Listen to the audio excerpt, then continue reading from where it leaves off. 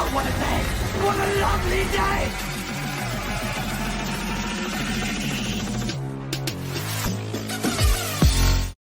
Welcome to Flat Earth Debate Uncut and After Show.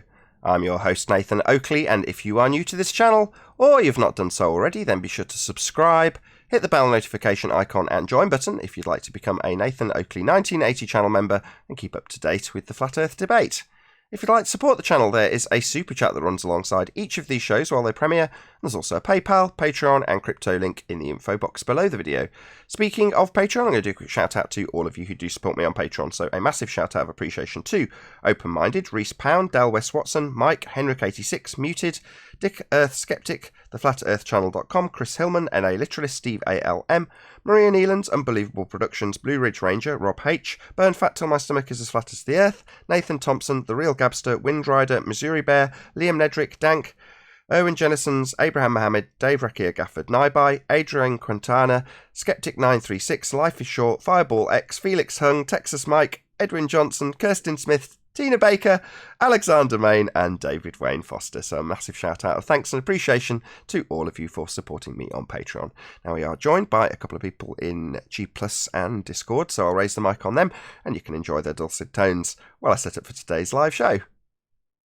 Presenting something which isn't real. Right. Morning, Nathan. Morning. Good morning, Nathan. Did you record yet, Nathan? Always consider me recording. Always. Oh, jeez. Because I wanted to talk to you about something. Can I talk about it anyways? You can do what you like. I'm not your boss. All right. What is your evidence that Roger MC is soundly? I don't have any. I've got Right. Brian. Right. Brian. No evidence. Heard, Gotcha. I know. The word of somebody. That's not evidence, right? but I don't care. I'm not interested in the subject whatsoever. All right. But I can't just have somebody banned for no evidence, right? Somebody with what? A bazillion troll accounts? How do you know that? Because he's got a bazillion troll accounts? Yeah, but how do you know that? Because I've seen them all. Every time I ban him, he reappears, spouting the same exact shit. He's never said a word in the Hangout. Are you sure you banned him more than once? Because he only has like one account from what I know. In Discord? Yeah. I don't know about Discord. I'm talking about on YouTube. Oh, okay. Well, that's your channel. That's a separate thing, isn't it? Like he behaves here, and if he behaves here, then he should be cool to go, right? He's just Behaves. taking up space. He Doesn't talk. involve. Yeah. He Doesn't doesn't talk. talk at all. Sorry, Nathan. Say that He again. doesn't talk. Right, and you can have him off your channel, like when he talks, but it doesn't mean he has to be banned from the entire Discord kind of thing, right? That's up to you. Okay, that's simple then. Ban his ass. No. There's no need for that. He's been around for a long time, and Betty even says he recognizes him from even when before Soundly came on the scene. I'm like, really? And I even went to Chemo to see if he had that video evidence, and he said no, and he doesn't think it's Soundly either. So,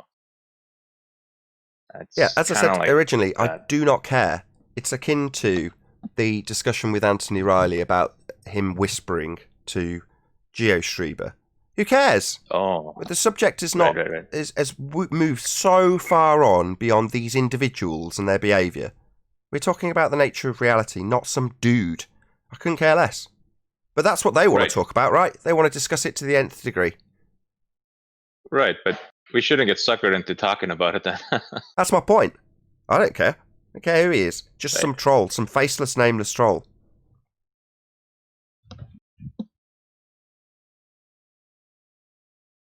Well, I guess that's settled.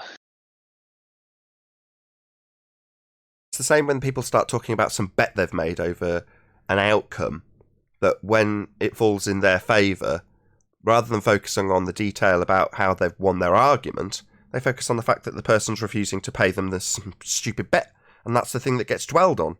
And I'm like, what? Why? Currently, in terms of, let's just focus on somebody we do know, so Soundly, he's describing the geometric horizon, which was formerly known as Earth curvature, the thing that blocks boats and buildings, as word salad. Well, that's because they're dead in the water with their geometric physical sphere Earth model. So what does he want to soundly, presumably want to focus on? Anything but that.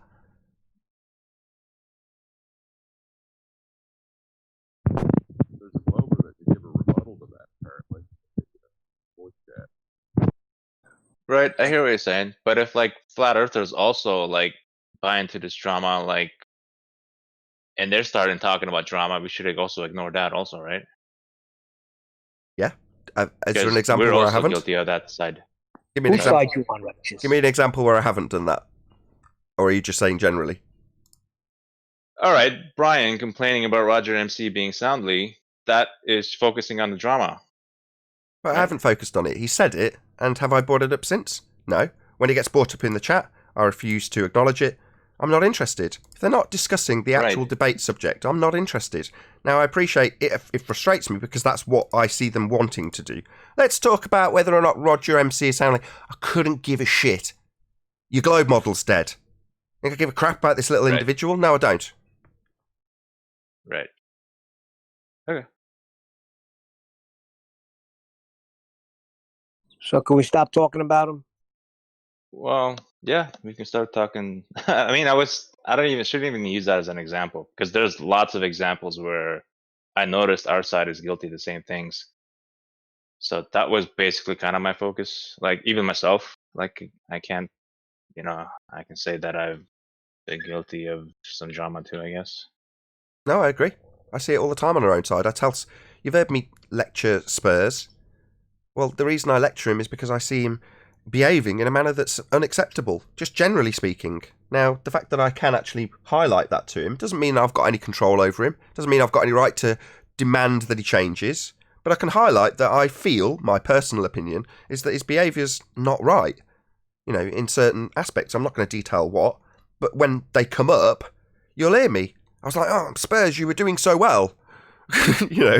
Because half the time people want to focus on people. And it's pathetic. It's very lowbrow.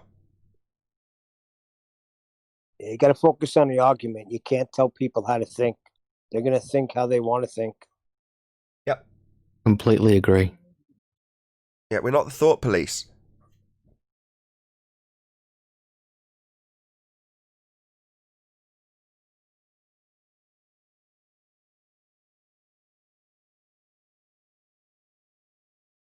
Well, already on your show, you can't be the thought police. I mean, it's your show. It's your house, right? Yeah, but I can't control what people think. Right.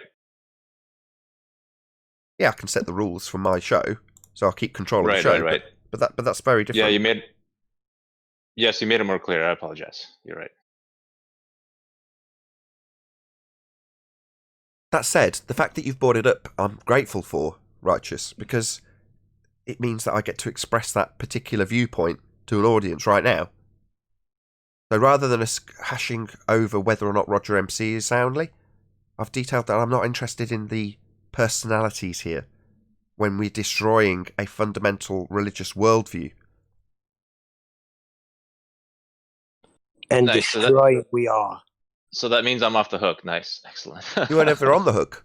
What would you have been on the hook for? Well, I kind of don't want to start things kind of thing, so that's why I kind of wanted to talk about it offline without the recording.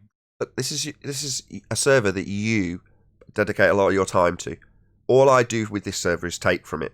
So in terms of how the servers run, that's more your business than my business. In other words, you're the Right, boss, but I'm not also me.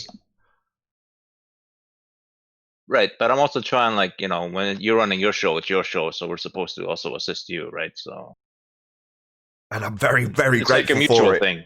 I'm very grateful for it too. So it's like a mutual thing. You help our servers, and we help you. So it's kind of like you know what I'm saying, right? Yeah, it's mutually beneficial, but by the same token, in terms of the actual input, the benefit you get from me is tertiary as a consequence of me taking. Do you see what I mean?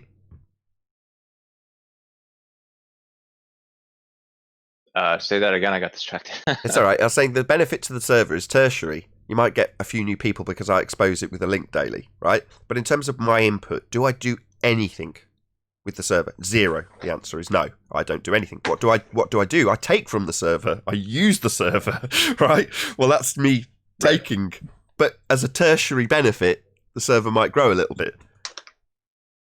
Right. But I do essentially nothing to just take from it.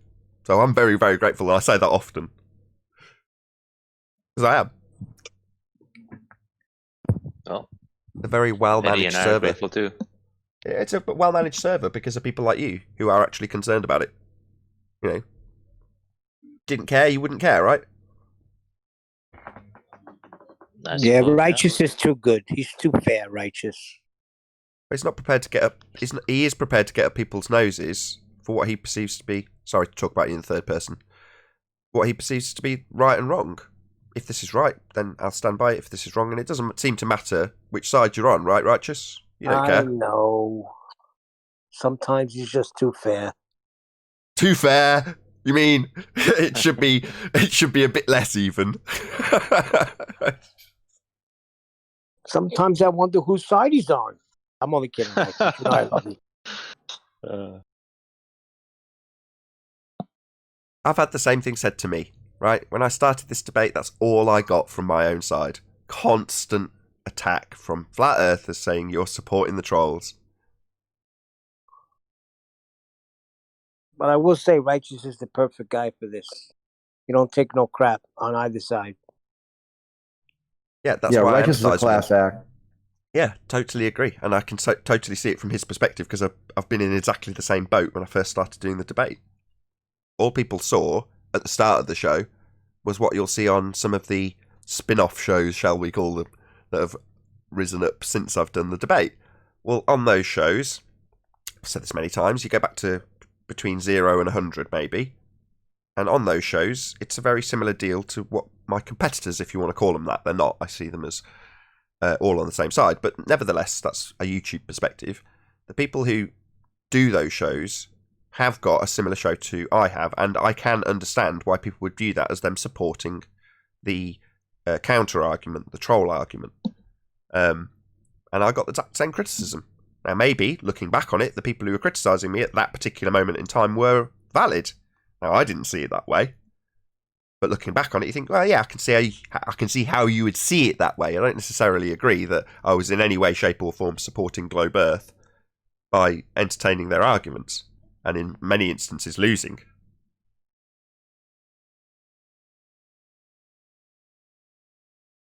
Got to start somewhere.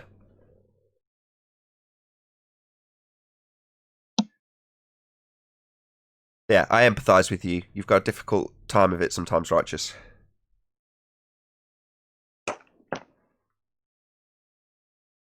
The other thing I quite like is when people appeal to me about, not necessarily you as an individual, but how the server's operated, I can just throw my hands in the air. There's been multiple times that people on both sides have come to me and said, this isn't fair. And I've gone, I don't have any involvement in that. It's not mine. I don't manage it. I'm very grateful that I get to use it, but it's not my place to say, yeah, that's reasonable, or no, that's not reasonable. It just isn't.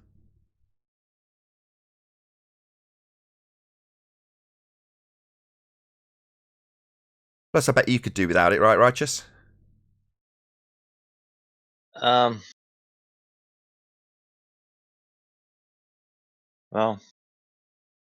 Nobody likes people moaning at them. say that again. Nobody likes being moaned at. Well, I think Zerings put it. It's like you can't you can try to make everybody happy, but there's, I guess. Yeah, you can make Can't some be of a the people people happy pleaser. some of the time, but you can't make all of the people happy all of the time.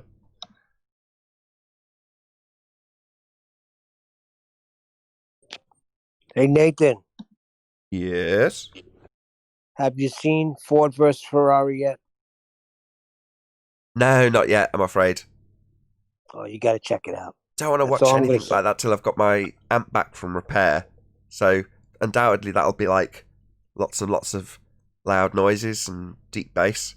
Well, currently I'm using like a backup amp, which has only got about 50 to 100 watts, and I'm using it with a 1,000 watt subwoofer, so it just clips. It just goes bzzzt when it hasn't got the power to do what it's supposed to do, and it kind of ruins it a bit. It's fine when it's quiet, it just doesn't got enough power. So I'm waiting to get that back. Once that's fixed, then I'll be like full on movie and music nights.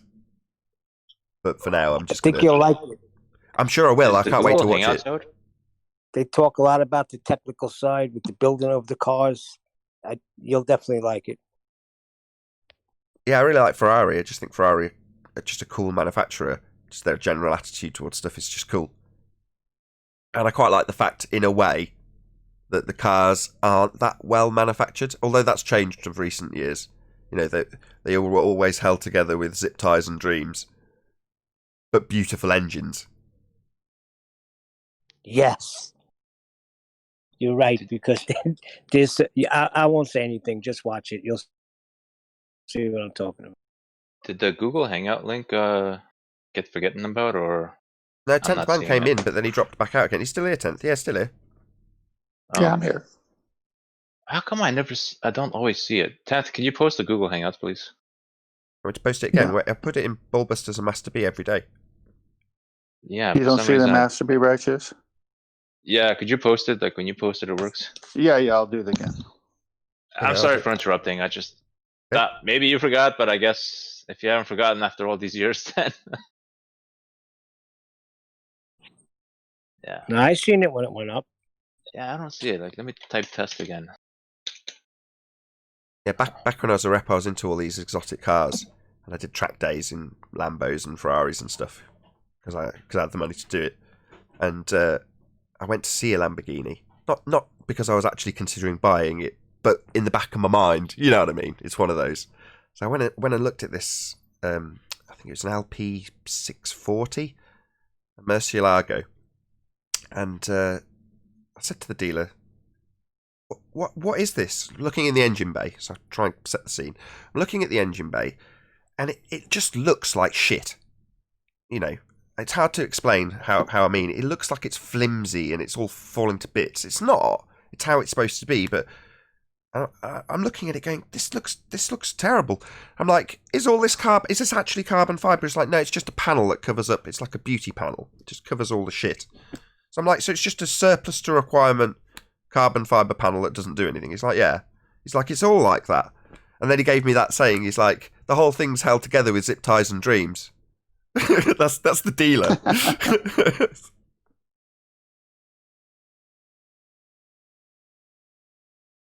He knew his customer base. Well, he's just honest, because it wasn't like he could hide it. You know, it was glaringly obvious when you looked at the thing that it just wasn't quite. It wasn't like a Ford that's come down a production line and everything fits in the same way every single time. You know, and if there's a design flaw, then every single one of them will have that design flaw. It's not like that. Everything kind of doesn't. It's all kind of. I don't want to say it's handmade because it is and it isn't. You know, it's hand finished in most instances, but it just looks it. Yeah, there's a scene in that movie where they go through that. Again? I said there's a scene in Ford versus Ferrari when they go to the Ferrari manufacturer and they meet the guy and they show you how each thing is made by one man put together. Then this man does this man does that. And then they only have 30 cars done. Meanwhile, Ford has pumped out like 1,000. Right. But they take you to the technical parts of it too, so you'll like it. I've seen the Ford manufacturing process. I remember watching a documentary about the F50, the one that, not the one from the 60s, but the one maybe 10 or 15 years ago, maybe a bit longer, that came out. And they showed the manufacturing process, and they did it in a matter of months, but with a big team, one guy running the whole team. And the thing that stuck out to me was all of the engineers are working on this car, right? And it comes to a part where they're building the door, and they show him the prototype for this door, and it doesn't have a proper window. So it's got like a sliding window, like on a race car. And it's like, no. It's like, it needs to have a real window. You need to get in the car, be able to wind down the window. It's a car. You know, and this is just, it's like, it's hard to explain the guy, because he just seems like a regular Joe. He's obviously quite high up in Ford. He's making the top of the range sports car, the sort of flagship Halo car. But by the same token, he's a very grounded, down to earth guy, and he's like explaining it to these engineers. No, it needs a normal window. It needs to be able to open. And they're like, oh, it just slides. Can't get it to go down all the way because of all the ducting. He's like, I don't care. Make it go all the way down. Anyway. Yeah. Whereas Ferrari, And the one scene in the movie. I was just going to compare that. Just 1 second. I was just going to say, I got this line from James May when he was actually talking about a Maserati, and he's talking about the ergonomics, and he goes, the ergonomics in this Maserati is like they've decided where the air conditioning button go, and some Italians gone, here'll do, here'll do. Ford, the window must open. It must work like this. The customer's going to want to open the window. Ferrari, yes, it's a window. It's slide the window. It's okay.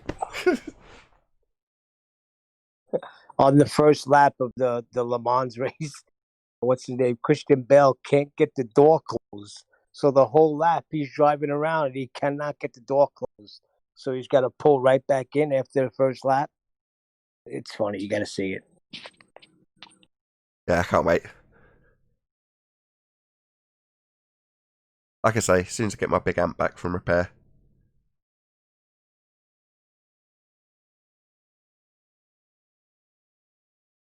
Been about approximately 10 years, and I'm not even joking, since the system that I've had has actually worked. Now, by that, what I mean is everything's actually functioning, not broken.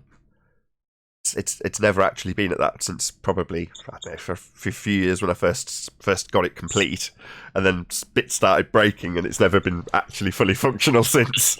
I've never had the money to do it.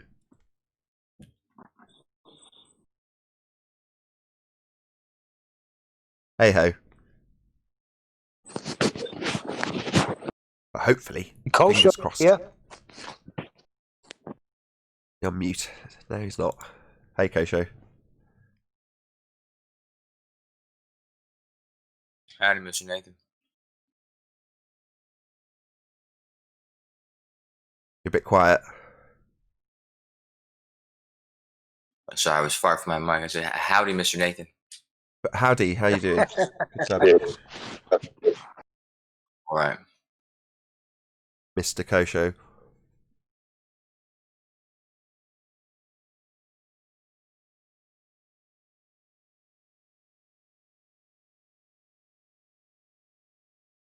Right, 5 minutes and we'll start. Maybe somebody will produce some scientific evidence today. There's always a chance. Well, their first thing they posted is a link to Mick Toon's video about how flat earthers are liars when they say that the horizon rises to eye level. That's the first thing out of the gate. Oh yeah, who cares what the horizon's doing? It's not a physical sphere edge. Exactly. At least I got them talking about, they swung out of the gate really early talking about me, and I dropped the claim, if the earth is flat, talk about me. If the earth is a globe, talk about the globe. And then they got stumped and they were quiet for about 10 minutes until they finally decided to Google something. I like that. If Earth's flat, ad hom the hell out of me. If Earth's a globe, tell me all about it. Yeah, I use it all the time. I also do I don't care about your feelings, and keyboard warrior, come in voice chat and talk to me. And another, in the chat, they call my mantras. I'm like, yeah, because at some point this will sink in that I don't care about your feelings. If you're going to be a keyboard warrior, I'm not really going to read it. And if you're going to talk about me, I know the earth is flat because you're talking about me and not this, this globe that you think is true. Yeah, it's back to talking about personalities, very lowbrow stuff when we're detailing the nature of reality itself. Pretty much opposite ends of the extreme, I would say.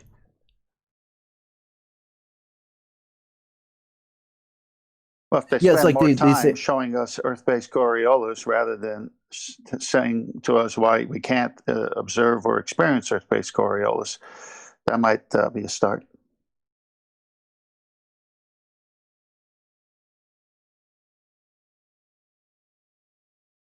Hey, Paul.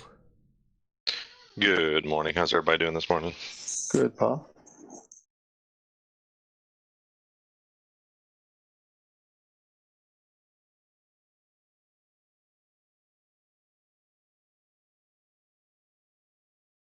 No takers in Discord on that Earth-based Coriolis? Roll up to the Ball Earth Circus.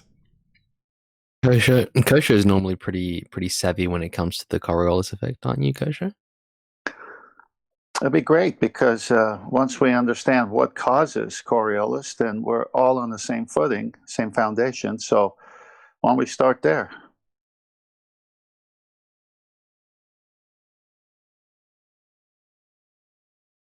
Find a point of agreement and then go out to where the disagreement is and then hash it out. Instead of starting at the end point, why not start the beginning point if your goal is science, logic, and reason? Well said.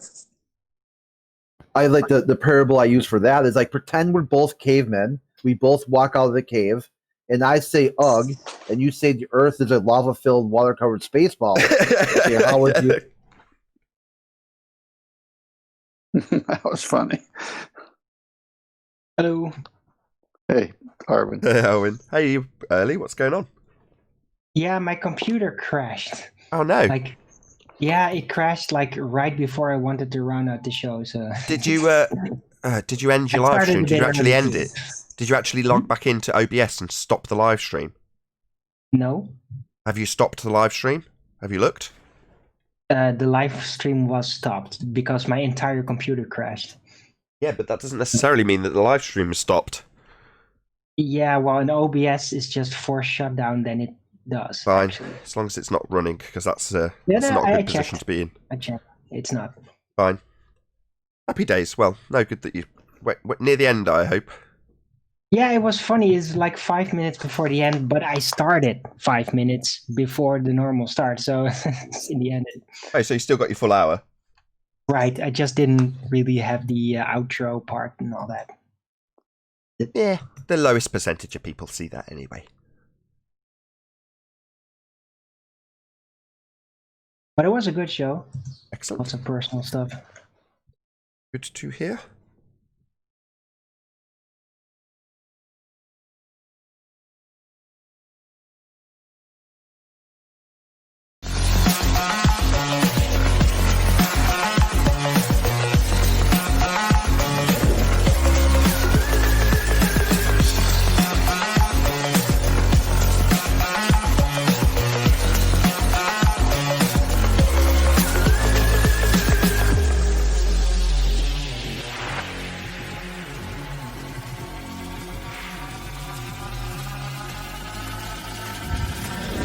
Oh, what a day! What a lovely day!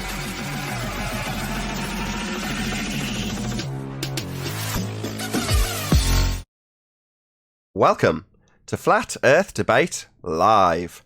I'm your host Nathan Oakley, and if you are new to this channel, or you've not done so already, then be sure to subscribe, hit the bell notification icon and join button if you'd like to become a Nathan Oakley 1980 channel member and keep up to date with the Flat Earth debate. If you'd like to support the channel, there is a super chat that runs alongside each of these shows while they are live, and there's also a PayPal, Patreon and crypto link in the info box below the video. Most importantly, if you'd like to join the discussion, simply mute the page you are currently watching, then click the link in the info box below this video to join the panel and express your views on the nature of Earth. If you do join, please don't swear. If you do, you'll be ejected, and if you are, please don't try to rejoin the stream using sock accounts. You'll be warmly welcome back on the next stream. Please also share the show on social media. Sharing the show obviously increases the live audience, but this in turn increases the chances of a more diverse panel, so please share the show on Facebook and Twitter. And one last time, if you're new to the channel or you've not done so already, then be sure to subscribe, hit the bell notification icon and join button to keep up to date with the Flat Earth debate. Now we are joined by Arwin, Paul Hall, 10th Man, Righteous Force, Chocolate Sane, and a whole bunch of people in Discord, so welcome one and all. Good morning. Good afternoon. Good morning. Morning. Good morning. Evening. Evening. Good morning. Have we got an Aussie or a New Zealander in? Someone said evening. Yes, you do. Which one? Globus. No, I mean New Zealander or Australian? Australia. Australia, woohoo! Well, hey, shout out to all the people in Oz. What time is it there where you are? It's 11 p.m. 11 p.m, not a bad time to be on. Not a terrible time. I think that's probably why I picked it up after weighing up all the different time slots. 2 p.m. UK seemed like a reasonable time. You might catch some early people in the States. You might catch some late people in Oz. Happy days. Any evidence of a physical, geometric, sphere edge horizon tangent point, formerly known as Earth curve? Not from Green River Golf Club. Not from Gold Coast, Australia. Not without Orange geometrical County hasn't considerations. seen shit. Go on, Ryan. Said Orange County hasn't seen shit. Any evidence of axial rotation of the Earth-based variety? Nope.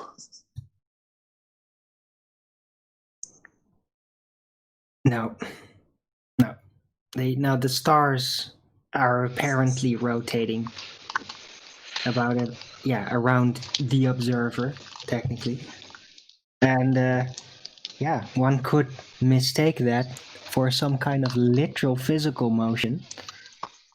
But yeah, that's a mind experiment. That's a thought experiment. Well, according to the ballers, all they have is a so-called pendulum and weight change, right? That's all they got. And aren't those both dependent upon location? So really, you could say the location is causing those things and not the spin. The only things in there. No, the location is not a viable phenomena either. No, the location's not the cause. The cause is Earth turning underneath at 15 degrees an hour, according to their claim.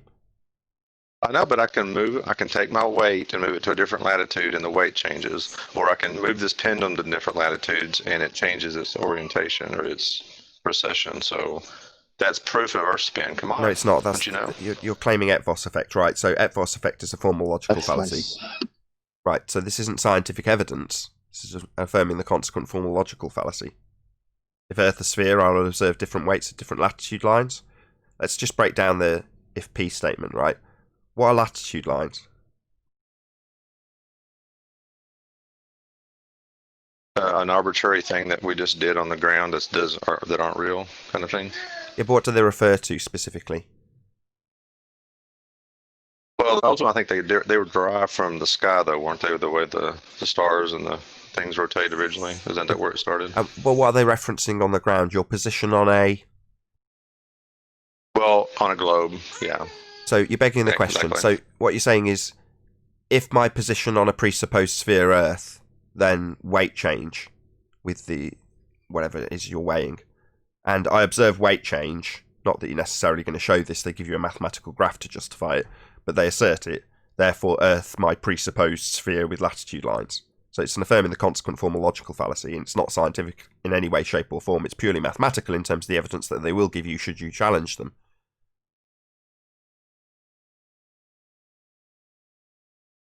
Anything else? Okay, ballers. I was just trying to help the ballers out. I thought that might have them come in and try to defend those positions, but I don't think it's going to work. Just check it out when, I think if it's labelled as such, but the server owner actually got into a debate many years ago with GeoStreber, and the Eötvös came up. The Eötvös effect came up. And Betty von Velsen absolutely pummeled him. It was great. Check it out. Betty van Velsen versus GeoStreber. Any evidence of the distance to the sun? No, not for the distance. No, I don't think it is an object to have a specific distance to. According to the apparent ballers, distances. according to the ballers, you could actually take a coin and use a coin and look at the sun and figure out the angles. And because you can do the same thing as with an eclipse and determine the distance to the sun, according to the ballers yesterday. Now, I don't know all the math and the angles and the geometry involved with that, but that was their claim yesterday. Using just a coin can do it. Would they need A R coin, for that? you say? Would they need the R value for that? And they need the sun to be a physical object in a specific location that shines light all the way towards them. Well, according to them, you don't need the R value to do this. Oh, yeah. But you can, according to them, and then they said that you can actually determine the distance to the moon with two people that are just a mile away, that you can determine the distance to the moon So there's did all kinds did of they stuff actually that's show you the happening. mathematics? According to them, Hold on. Did they show you the maths for that? They say you don't need R for that, right? Did they show you the maths? No, that's going to I be my was driving. question. According to them, when do they not have an R in their arguments? Never. Let me just clarify. Good question. Never. Shout out to Validation Boy. Every single claim to be proof of a sphere Earth will start with the assumption that you are on a sphere Earth.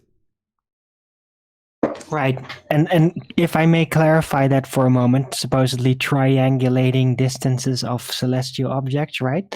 Well, that only works if you have, within the mathematical framework, a presuppositional basis from which to engage, which would be the orientation of the Earth in relation to the celestial bodies. So if that orientation is a very well-known spherical size, then yes, they can absolutely presuppose, triangulate the distances based on that specific R assumption. But they could also just use a flat plane, and then you can derive different distances from that base presuppositional approach. And then you get the disk model type claims about the specific locations of the light. And when they do that with disk model, do they know the actual size of the sun when they do that measurement? Nope. So they only know the not actual size, the angular size. Right. What they use is that? Triangulate it. What use is that, though? If you don't know the actual size or the actual distance. Well, it makes it a lot easier to presuppose. Oh, right. Oh, well, that's wonderful. Yeah, disk Earthers who assume that the Earth is a flat disk with a sun and moon moving around at, what do they say, 3,000 to 6,000 K? Is that what they say for the sun? Right. Well, that is if they are asked for a specific distance. Although I think that many diskers by now are definitely catching on that. Yeah, even through the Bible, luminaries, lights. So maybe the physicality assumption bias is kind of slowly lifting. Perfect. Now. That's the words I was hoping you would get to eventually. Physical assumption bias, assuming that it is a physical object with an actual size to be measured. Well, until you can confirm what it actually is, making that assumption that your assumptions in terms of the angular size, not actual size of the sun, when you plug in the rest of your maths, assumes that you've got a physical item that will give you an actual size were you to run a tape measure over it. Shout out to Julio Pabon, who's joined as a Penguin channel member. I'll do a quick plug to the channel memberships. If you want to watch the Uncut and After show immediately after it's been recorded, I publish it on Nathan Oakley 1980 channel to all channel members as soon as it's been recorded and rendered. So it's maybe an hour after we finish, to be perfectly honest. But nevertheless, it's about 36 hours later if you want to watch it on the second channel, or at the weekend even longer. So if you want to watch things that have been recorded there and then, become a Nathan Oakley 1980 channel member, as Julio Pabon has just done. Thank you very much for joining. Hey, Nathan, since they... Go ahead, 10th man. I heard you first. Yeah, so since they presuppose, let me see if I get that right. Every claim for a sphere Earth will start that you live on a globe. So since they presuppose that, and we bring up the black swan, then the R needs to be where it should be at 1.22 miles at a 1 foot observer height. Perfect lead for me to give that housekeeping question. Any evidence that we actually have that R value that you're about to detail how we don't? That's what we're waiting for, right? But it's a presupposition that you live on a globe. Black Swan. And I heard my favorite Black Swan backup vocals there from Chocolate Saint.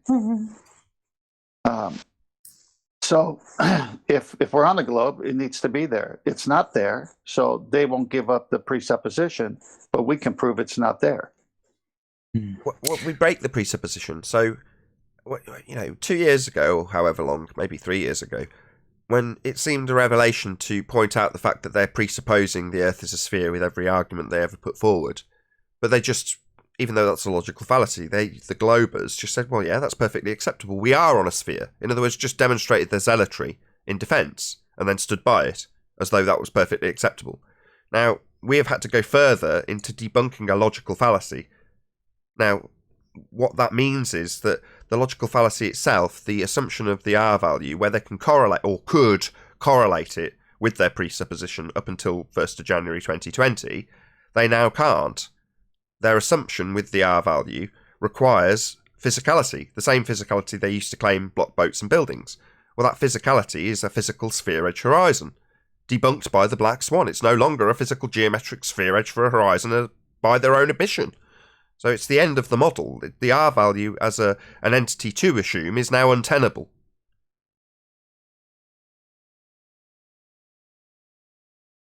Shouldn't need that. We shouldn't have to go to that extent. It's not required. To just point out that they have no evidence, but they're presupposing their outcome, in any other debate would be perfectly acceptable to void their claim. It's a logical fallacy. Now for us here, deep-seated zealotry that we have on the other side of the argument, we have to go to much greater extents. Their standard of evidence is pathetic. They can use one-word challenges. Gravity, refraction. You don't understand. Not really one word. Anyway, our standard is debunk their presupposition from within their presupposition and their own mathematics. That's what we've had to do to debunk the level of zealotry that we have offered here from their side, in terms of they're just assuming that they're right. P waves and S waves. Yeah, similar thing. You know, they don't actually present cogent arguments. Just parrot off some nonsense that somebody else has given a vague idea about, and they think that's an argument. For us, whilst being constantly interrupted and told that we're idiots, we have to unpick their very complex lie from within the lie. Now, up until 2020, that was not really that feasible. You know, it wasn't tolerated by their side for you to try picking apart their argument. In other words, you ended up with constant interruptions and the point not being concisely delivered to an audience. Now that we've got the black swan argument, you can concisely deliver that argument to the audience. It has been concisely delivered to an audience, and 8 months down the road, it's starting to sink into our opponents that their model's now untenable. They don't have this edge, as you see on screen, in side view.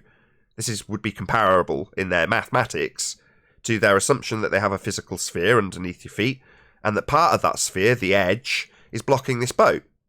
Well, that's the assumption, that you've got a physical geometric sphere edge horizon blocking boats and buildings. That's what they claim proves the Earth's a sphere. Well, that requires having a geometric physical sphere edge to give them the R value, to correlate their maths inside profile that doesn't give you perspective, with the horizon, which in reality is not physical. It's not a sphere edge. By their own admission, by their own rebuttal, which it isn't, they deny their own physical sphere edge, which they need to claim the Earth's a sphere. It's end of model. It's untenable now. Mm-hmm.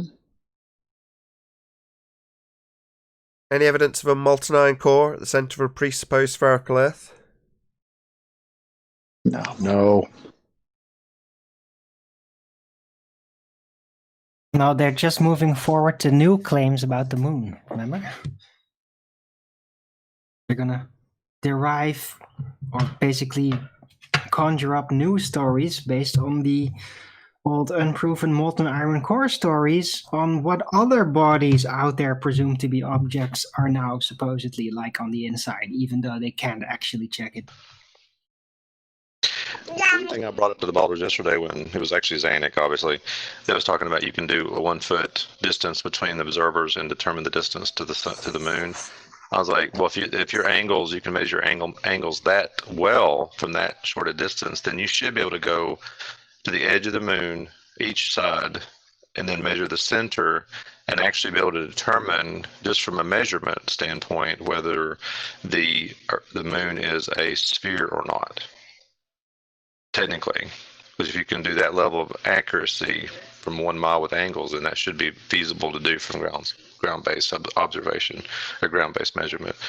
They said, "Oh yeah, that should happen." I was like, "Was anybody ever done that?" Of course, no, nobody's ever done that. Never. But you can in the future, right? You can go forth and do that to prove it to yourself. Heck, they've been shooting lasers at it.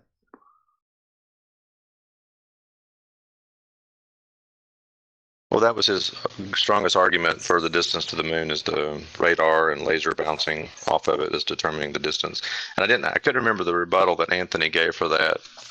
Does anybody remember the rebuttal for that? I can't remember. Can somebody help me out with that? Certainly. But the laser. In terms of the lasers and the reflectors that are claimed to be left on there, there's two things. Number one, they claim to do that before they claim to send men to it. Secondly, they claim to send men to put these reflectors on through a second law of thermodynamics violation. They did not send men through an area that doesn't exist.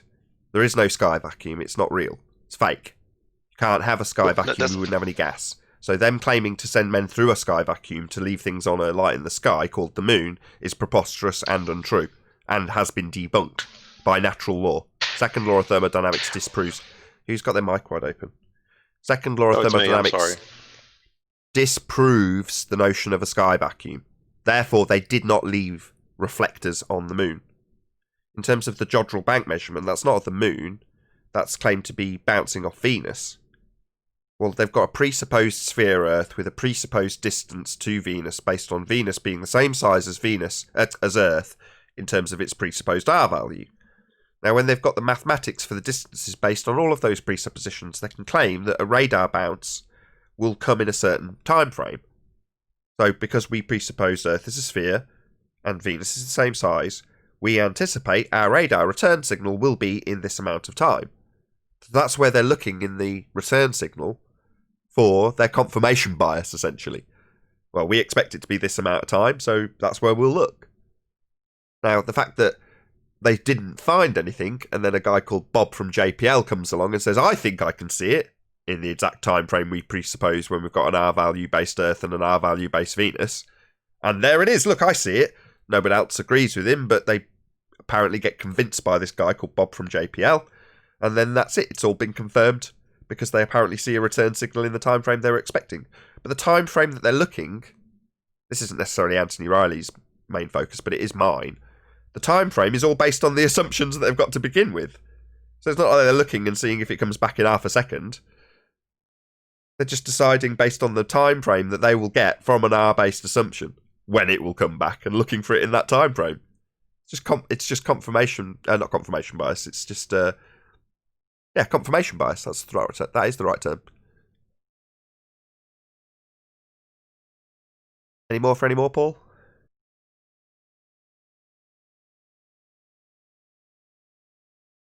Sorry, I stepped away from the mute button. No, I think you answered it. So it's really, even if they shoot it at the moon, if you assume its assumption or assume the distance, then you're looking for that ping data in that range. That's pretty much what you're saying, right? Yeah, they've got the distances presupposed. So in terms of the return signal, they're looking for it within a presupposed time frame, which they've already determined based on the presupposition that the radius of Venus is a rock in the sky. It's not a little light. It's the same size as Earth. It has a physicality. It's in a presupposed orbit. All of the presuppositions that they apply give them the time frame to look for the return signal. And what did they say they got back? Like 1 photon or something? Just a load of mess. So that's what, like I say, the people who are looking at it at Jodrell Bank don't think they see anything. They don't think they can see a return signal in the mess. But Bob does, from JPL. And in the literature that Anthony often reads out, it's like Bob convinced us that he could see it.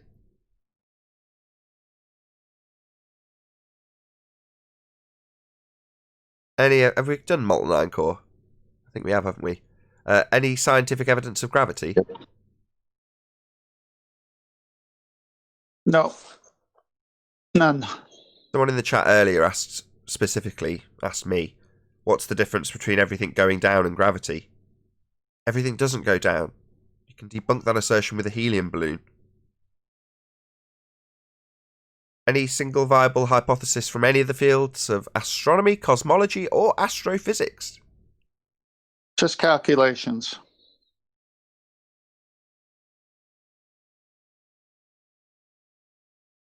They live in the world of math and calculations, not in reality. Any evidence that you can have? Go on, Paul. I was going to say, but their argument would be for the balloon would be, well, you got the heavier gas that's kind of going down because of gravity. It's pushing the balloon up. That would be their argument. Gas doesn't go down. It doesn't have an exclusively downward vector. Gas expands in all directions. So to assert this gas has weight is to assert that gas needs sweeping up. No, it doesn't. It expands in all directions to fill the availability of volume it has to fill.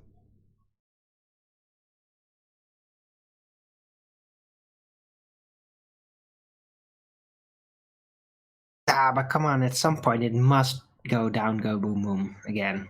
Come on. Well, based on Show us.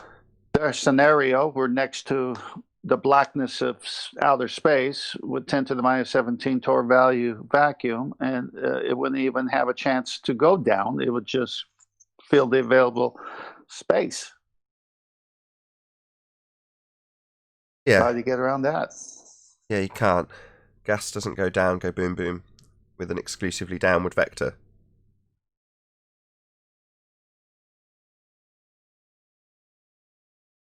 So, no evidence you can have gas pressure without a container then? Yep. Try it. See if you can do it. Let's just ask it. Has anybody got a demonstration of gas pressure without containment? Well, I was actually thinking about, there's no evidence actually, but I was just thinking about this morning. They always argue like when you put a glass of water in a vacuum chamber and you suck out all the air and the water starts to boil away, that there's other factors that doesn't keep the water in the, sorry about that, my coffee pot's going off. There's other factors that's why the water does not stay in a cup in the vacuum chamber, right? Well, what are those factors? Well, there's heat, there's kinetic energy within the molecules themselves, there's all kinds of factors. Well, if we're at the strongest point of gravity here on Earth, right? Supposedly, even under Einstein so-called gravity, then the gravity should keep the water in the cup, right? Even in a vacuum chamber. Am I right in that thinking, if that gravity is what's holding everything on here? Yes, on a much, much, much smaller scale, you've got the same thing that they claim. You've got a layer of water, and then you've got gas, tiny, tiny amount in the scheme of space, and then you've got a vacuum. Well, analogous to that, on a smaller scale, is a cup of water in a vacuum, and close to the ground, yeah, the gravity should be capable of keeping that water there. There is no gravity. There's no force of gravity. There is no gravity. So this idea that gravity is somehow giving gas a downward vector, meaning it needs sweeping up at the end, nah, that's nonsense. Number one, we don't have a force of gravity. Number two, gas expands in all directions to fill the availability of volume it has. It doesn't have a downward vector.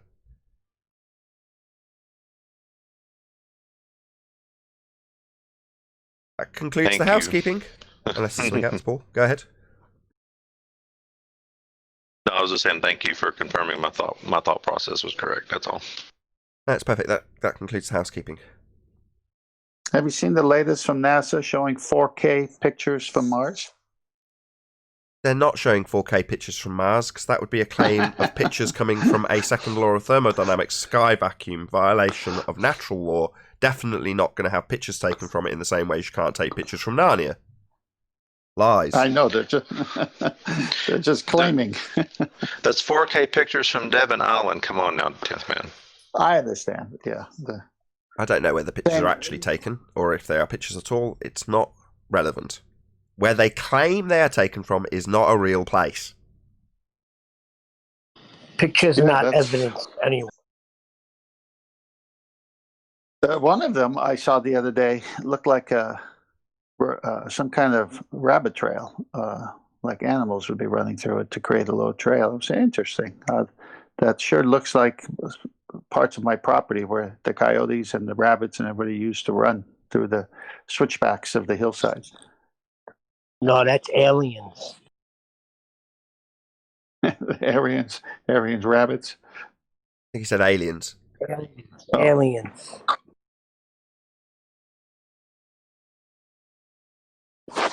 Yeah, they can't even show their ISS without wires. So what makes you think they're taking pictures from Mars? What makes you think Mars is somewhere capable of having pictures taken from it? It's a little light in the sky. Exactly. Well, they have to keep their pseudo outer space light going, so they got to say it's pictures from Mars. Yeah, it's not. A little light in our night sky isn't a place capable of being travelled to, especially when they claim the journey would involve travelling through a second law of thermodynamics violation sky vacuum that we definitely don't have. That kills it right there. Yeah, all assertions. Go on, Paul. I always ask the question, what's your verification, what's your proof that Mars is a rock or something in space? Well, calculations, which basically we can calculate it, and also spectroscopy. We can look at the light and tell you what it is. Right, exactly. Okay. Calculate red or orange color, and you can make this is a rock. What kind of dust the Mars surface is averagely of. Apparently, you can do that. No, they can claim they can do that with something called stellar spectroscopy. Spectroscopy is a standard which is done by resident expert in this subject, which is Dr. John Dee.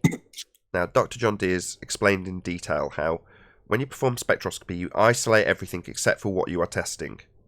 It's very controlled.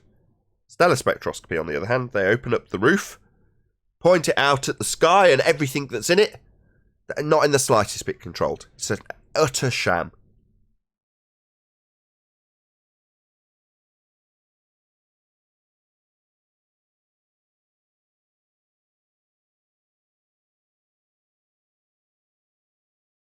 I'm all done. You guys can move on. We're just waiting for a wrap up. Well, to even call it stellar spectroscopy is already too many presuppositions for me. Why don't it should be just celestial spectroscopy versus terrestrial spectroscopy? But it's not spectroscopy. As I just said, if you're doing actual spectroscopy, you isolate everything from what you're studying, and then you study it. Right, but you can't do that with celestial light, so it has to be specially categorized. It's technically not the same, but it's very similar. Can't do it. Well, they think they can, and they do. Oh, that's nice. They can't even show us the R at 1.22 miles. The physical edge. Yeah, but you don't need the R if you can already prove that, there is a floating rock that is obviously a ball out there. Because what else would Earth be then? That's a presupposition. Hold on. Stop. That's a presupposition. That's orbits. Orbits is a begging the question fallacy. To assume that the lights that we see in the sky are actually falling around us with a spherical or elliptical trajectory is a begging the question fallacy. It's assuming that the twinkling lights are physical bodies falling around us. That's a presupposition. Whenever you hear the word orbit, say it like I did say, you're begging the question. Because they are. Yeah, and it's even in the word. They just orbit. They just sphere it. They orbit. What's an orbit? Yeah, it's saying orb, as in moving around a spherical surface. Yeah, Arwen, correct. That's just begging the question. Sphere it. Yeah, just begging the question. I assume we've got a spherical surface beneath our feet and rocks falling around it. Orbits! That's what it means. When they say that word, just automatically begging the question.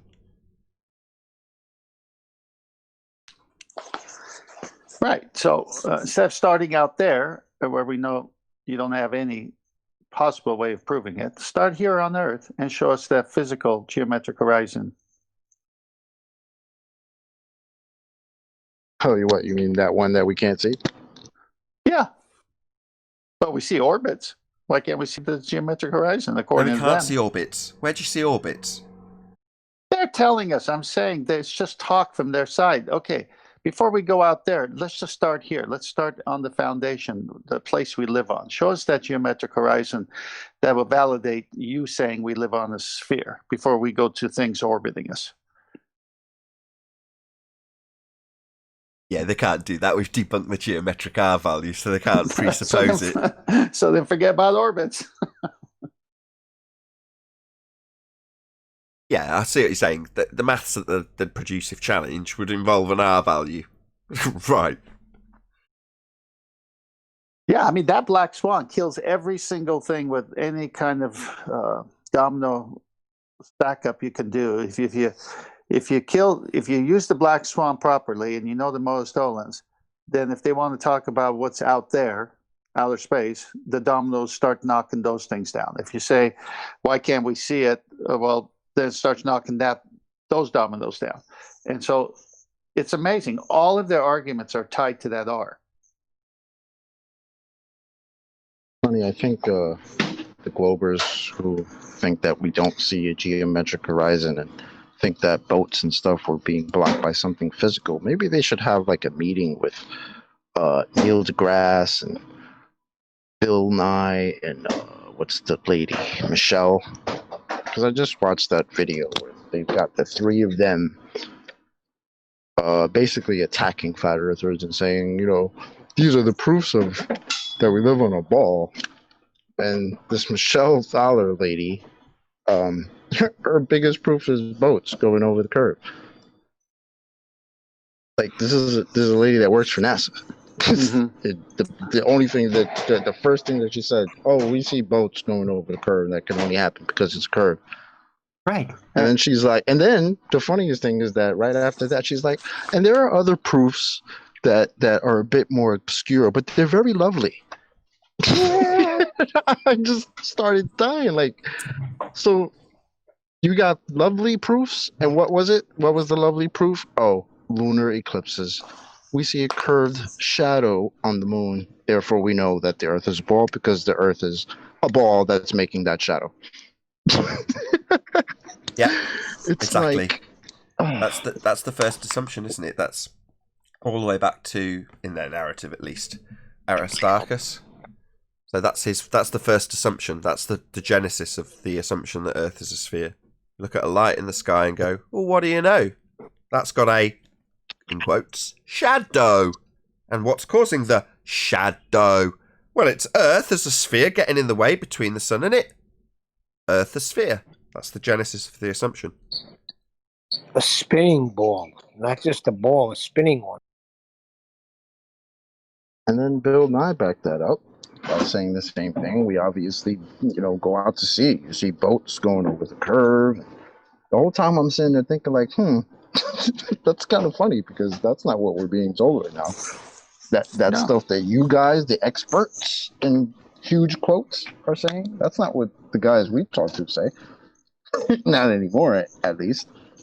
And then you got Neil Smoke deGrasse Tyson, who wants to come in and say, well, I wouldn't debate anyone who doesn't step into a debate with objective truth. I don't debate objective truth. And if my side has the objective truth, I won't debate it. And then I wanted to scratch my eyes out. Well, he's chicken. He's a cop out. That's a cop out. Yeah, I know. He likes to drop mics and call it gravity. Yeah. It's funny because they traded their for him. It's already curve. Settled. Yeah, it's settled. That's the funny thing. For him, it's so maybe him and Vsauce should have a debate because Vsauce doesn't think it says science doesn't prove things, right? So why does one guy know and then the other guy says, well, I don't know that, when the other guy, one guy says it's objective truth. And then, just to add on to the nonsense, I guess because we were talking about him, one of Vsauce's videos shows up in my feed. And of course, it's the one that's how does the Earth rotate? And after going at him, like we did the other day, I was like, you know what, let me listen to this. And not once in the entire video does he suggest that maybe the Earth isn't a ball that's spinning around, or maybe that this hasn't been validated scientifically. Nothing like that. The video was very blatant in this is the Earth as a ball and this is how it moves. What? No question. Yeah. No option to falsify it? No option. Wow. This It's is like this is the Earth. Vsauce The Earth is a ball, and this is how the Earth ball moves. Revision. And he had it down, like he was doing the days, talking about sidereal days, solar days, and he had it down to the decimal point. There was no question. And this video is very old. So I'm just looking at it like, well, that's funny, because he put on this video. It says, yeah, I know it's a ball. I know it's a 3D spheroid, but I don't know that science has proven it, because science has approved things. Way to go, Mike from Vsauce. Just adult programming or revision. So where you'd be told the broad strokes of the heliocentric model at a very early age in your education. The revision comes from people like Vsauce.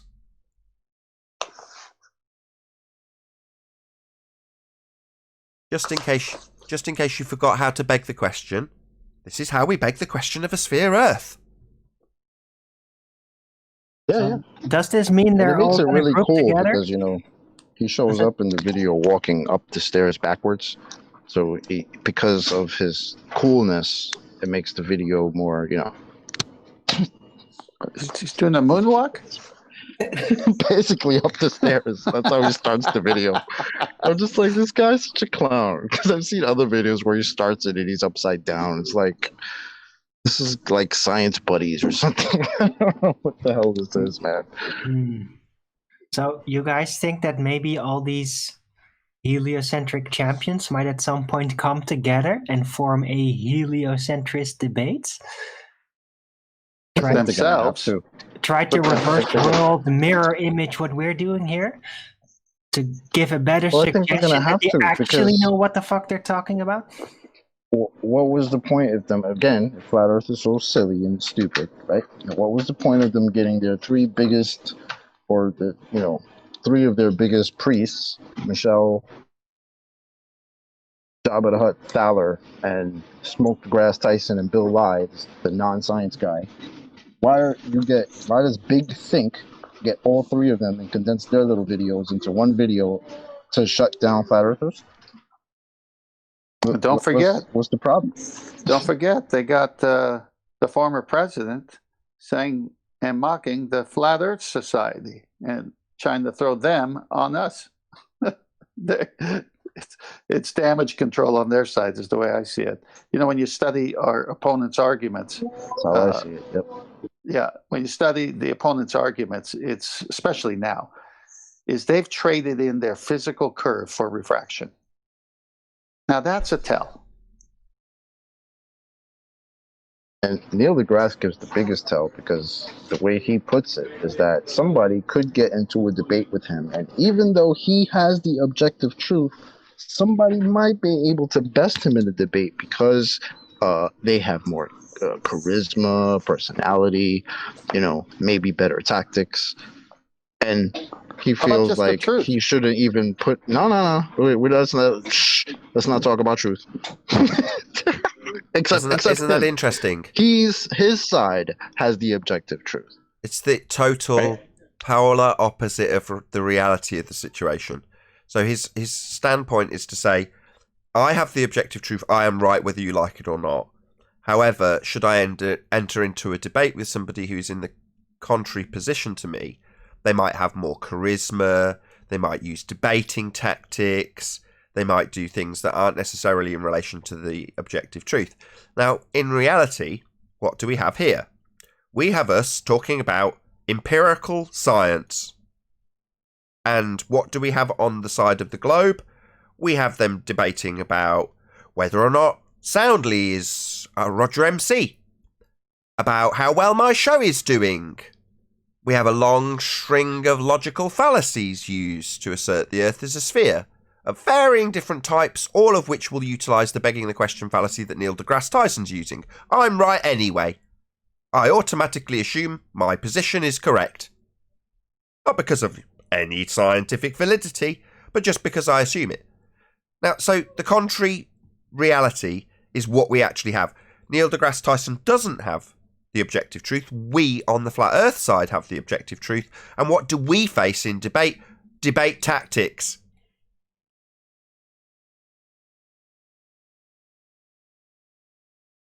Yep.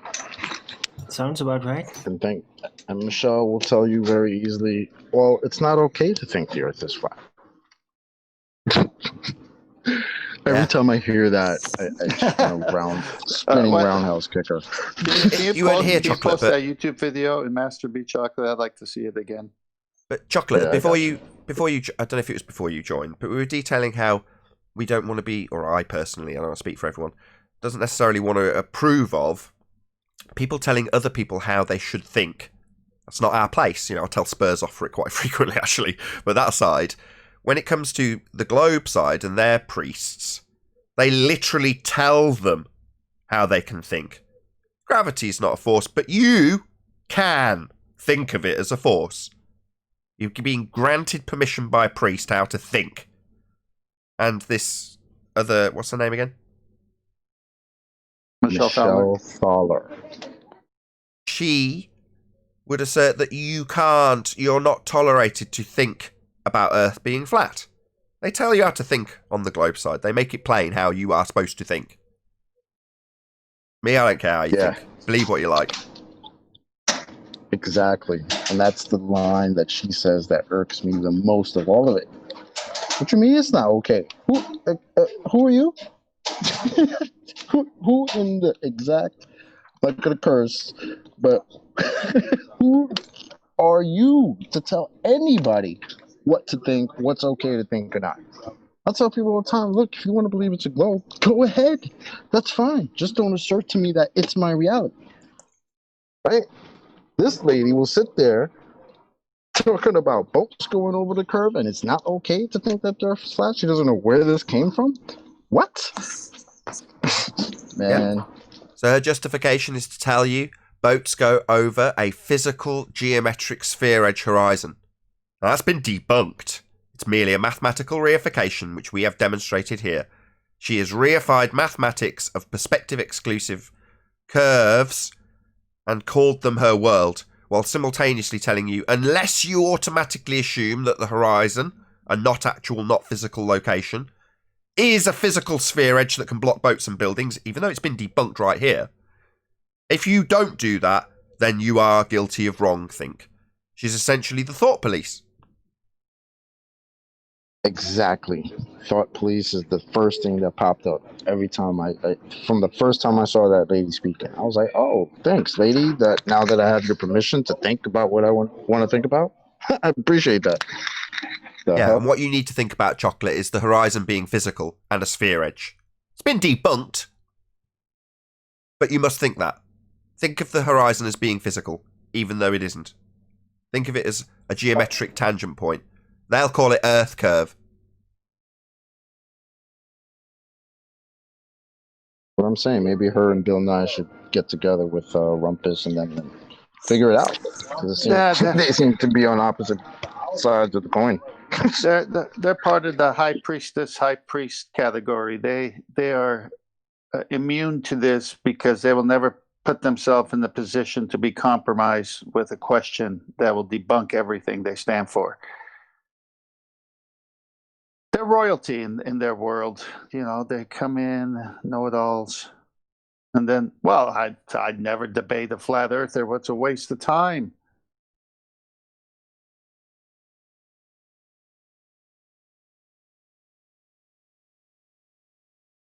Yeah, but that, again, is part of the magic trick. Why would I even stoop so low as to debate these people when I can just as easily tell you how to think and what to presuppose? And then justify it by saying, I'm right whether you like it or not. Yeah, I have a masterclass. Here in the name of the video itself, 3 scientists, school flat earthers, like, yeah? Where's the science any of these 3 clowns have done? I'd like to see that. Yeah, but you see, now that name is going to get who knows what percentage. People will never watch the video, but that name will stick in their head. And the next time one of their friends brings up flat earth, that's what that whole naming of that video was about. Now, you against 3 scientists. No, I don't want to talk about it. How they do it. I posted it in Master Beat, Tom. Thank you. Shout out to Tip of the Day. He says, ballers have Stockholm syndrome. Romanticize the globe. Right. Thanks for the super chat. Tip of the day.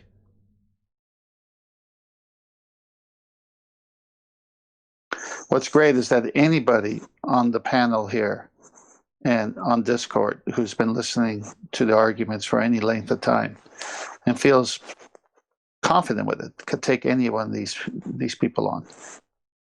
Anyone. But it's like one of those things where like you almost want to, like we were talking about, just shouting out to people like Eddie Bravo who've got like a sort of influence, and get him to just start calling these people out. Tell them to come here.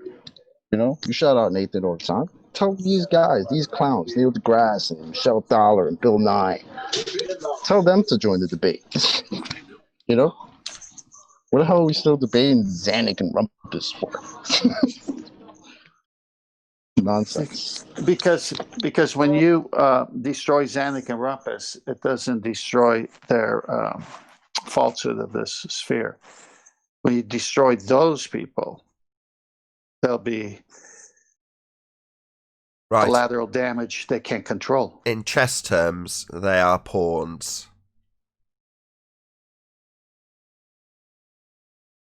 And that's why the pawn should be called out on a massive scale. And I think Eddie Bravo is one of those people that could start helping doing that. Because even though he might not be the most popular guy in the world, he definitely has a following, and he definitely listens to this. And I think that would be cool, man, if he would kind of jump on that and just start calling these people out. Shout out to James Richards, who says, if the boat goes over the curve, that curve would be symmetrical in all directions, yet the horizon remains flat. I guess the Earth is a cylinder. No, even if what you're talking about, which is the Earth being something that's like a hill going away from you in the perspective we see in a photograph, if you're taking a picture of the horizon, you're saying, well, the assumption that we've got a physical edge for a horizon would mean that it would bend left to right, and that is the case. It's calculable in their maths. However, you still don't have a geometric physical sphere edge for a horizon that's going over in a cylindrical manner, as you correctly identify, because that requires the assumption that it's a physical sphere edge, and that has been debunked, James. But thank you very much indeed for the super chat. I hate to nitpick with your argument, but some of these older 2017, 2018 arguments, while they had a valid justification for being put forward back in the day, this is why the Black Swan's number one, right? They don't have a physical sphere edge, James. It's game over. They can't assert that it's a physical sphere edge. They're even telling us it's not a sphere edge. We cannot see the geometric horizon. That's Earth curve. That's why it's the end. It's the end. They might phrase it, we don't see the geometric horizon. That's their tangent point. That's their Earth curve. That's what blocks the boats and buildings, according to this NASA woman. That's their proof of Earth being a sphere. Well, it's not physical, it's not geometric, it's not blocking boats and buildings. It can't be both non-physical, non-geometric, and the basis of their worldview, with an assertion that it's blocking things with its physicality. It's just the end of their model. Black Swan is awesome. That's the beautiful thing. That's where you got to make that connection, right? The Globers that come in here are telling us the very thing that we don't see, we've never seen, is the very thing that lady in that video is telling you blocks boats. Do you see how that doesn't work out, guys? Yeah, it's time to actually, you're right, Chocolate. Now we're 8 months into the argument, it's time to really boil it down to what this actually has panned out to be. Their assertion is that we don't see a geometric horizon, and the geometric horizon is Earth curve. So their rebuttal to the Black Swan is, we don't see Earth curve. Earth curve only exists in maths. We wouldn't expect to see Earth curve. That's their rebuttal. The model's so dead when they're forced into a position to give us a concession as a rebuttal, because they're never going to concede, but they're forced into a position where their rebuttal is a concession. Earth curve is the geometric horizon, which we're told we can't see. So we don't see Earth curve. Earth curve wouldn't be expected to be seen, and Earth curve only exists in Earth curve mathematics.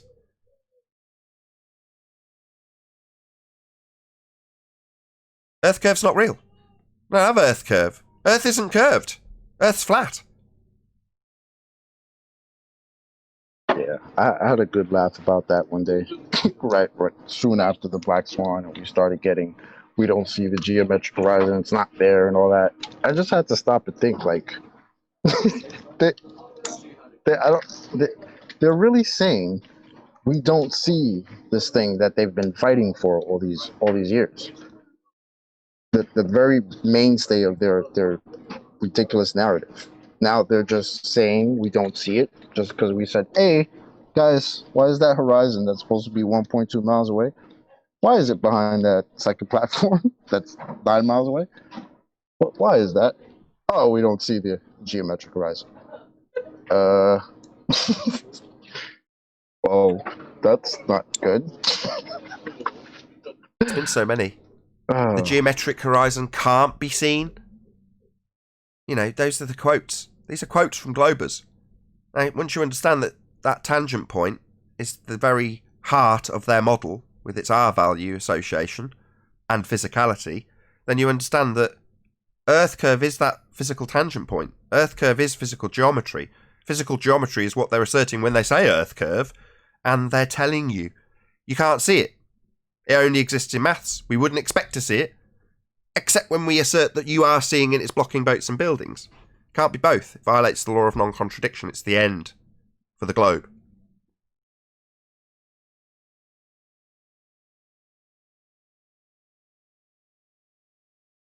Black Swan.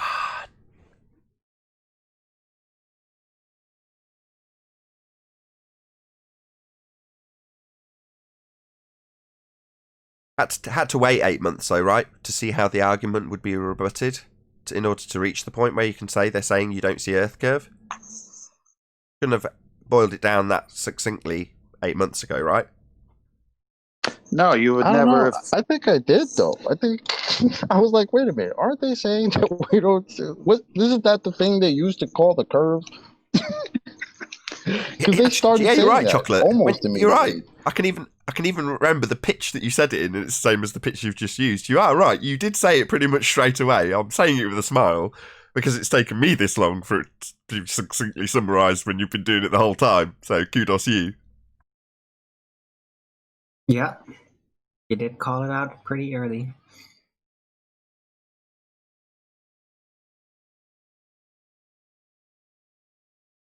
So sad. Yep. But I think that at the time when that started to happen, it was really when we started to unravel the Earth curve calculator and what it really was. And then that was, then the Black Swan afterward also. But that's when they started to kind of like mix around the horizons and get really confusing and focusing on terrestrial refraction nonsense. Exactly, and that was the thing, because they were like, we don't see the geometric horizon, we've never seen it, it's not possible to see it, we have an atmosphere. I'm looking at the Earth curve calculator, and I'm like, there's a section here that says geometric horizon, and it's got a number. Yeah. How did you get that number to something you've never seen again? What? It's just geometrical considerations now. It's within 5%. Consideration. Within 5%, Chocolate. Another shout out to James Richard. Thank you for double tapping the super chat. Really appreciate your support, James. Forget about God and put your faith in gravity, open brackets, small g. Once all people do this, we would end up with today. P.S. Everybody is Truman. Brian, can you pop yourself on mute? Unless you wanted to add something. 0.725. Not listening, is he? I don't think so. Sorry, Brian, you're going to have to go on server mute.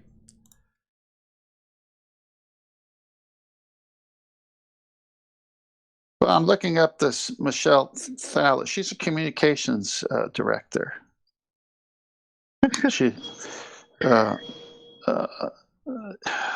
She's been in love with space all her life. Talks about wearing an orange jumpsuit to the mall, going to space camps.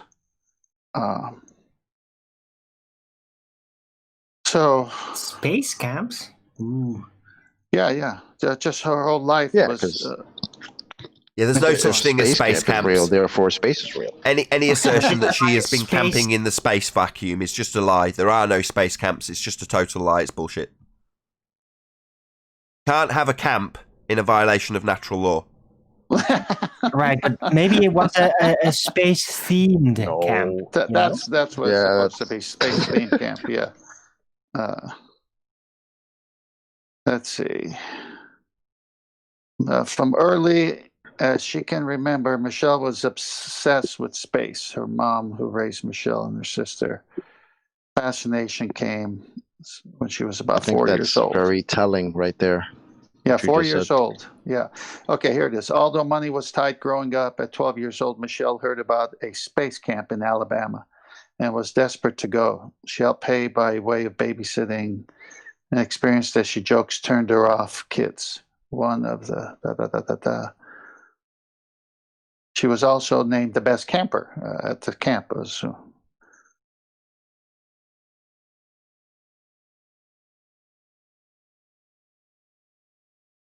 got a PhD. I'll wait for you to get to the sciences. Yeah, she got a PhD from Georgia State University in philosophy. Oh, then she got NASA affiliated Jet Propulsion Laboratory.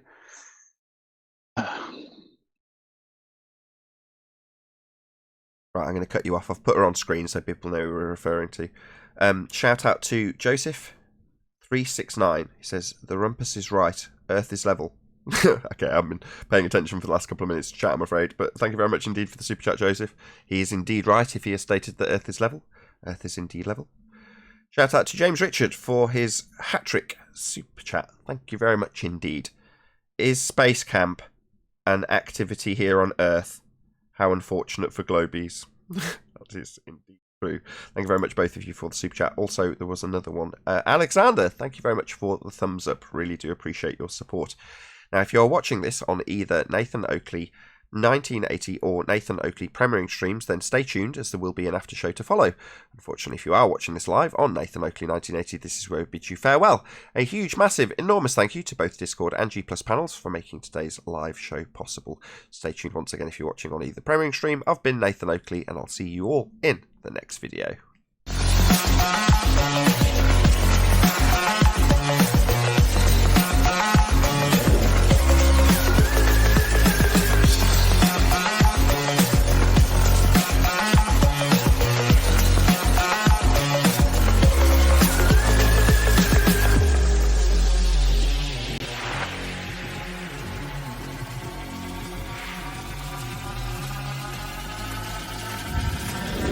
Oh, what a day! What a lovely day!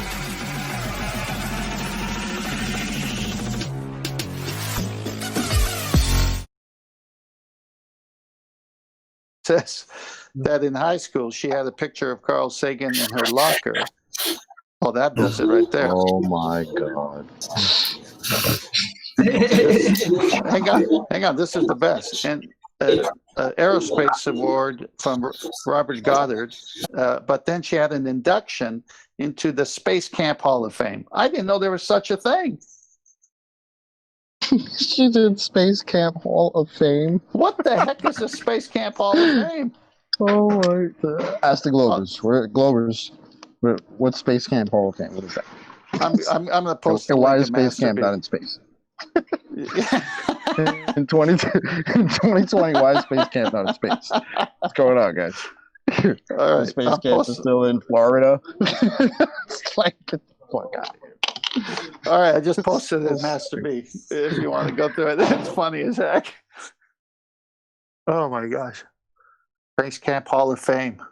You can't even find your R. You're gonna have to give back all your awards.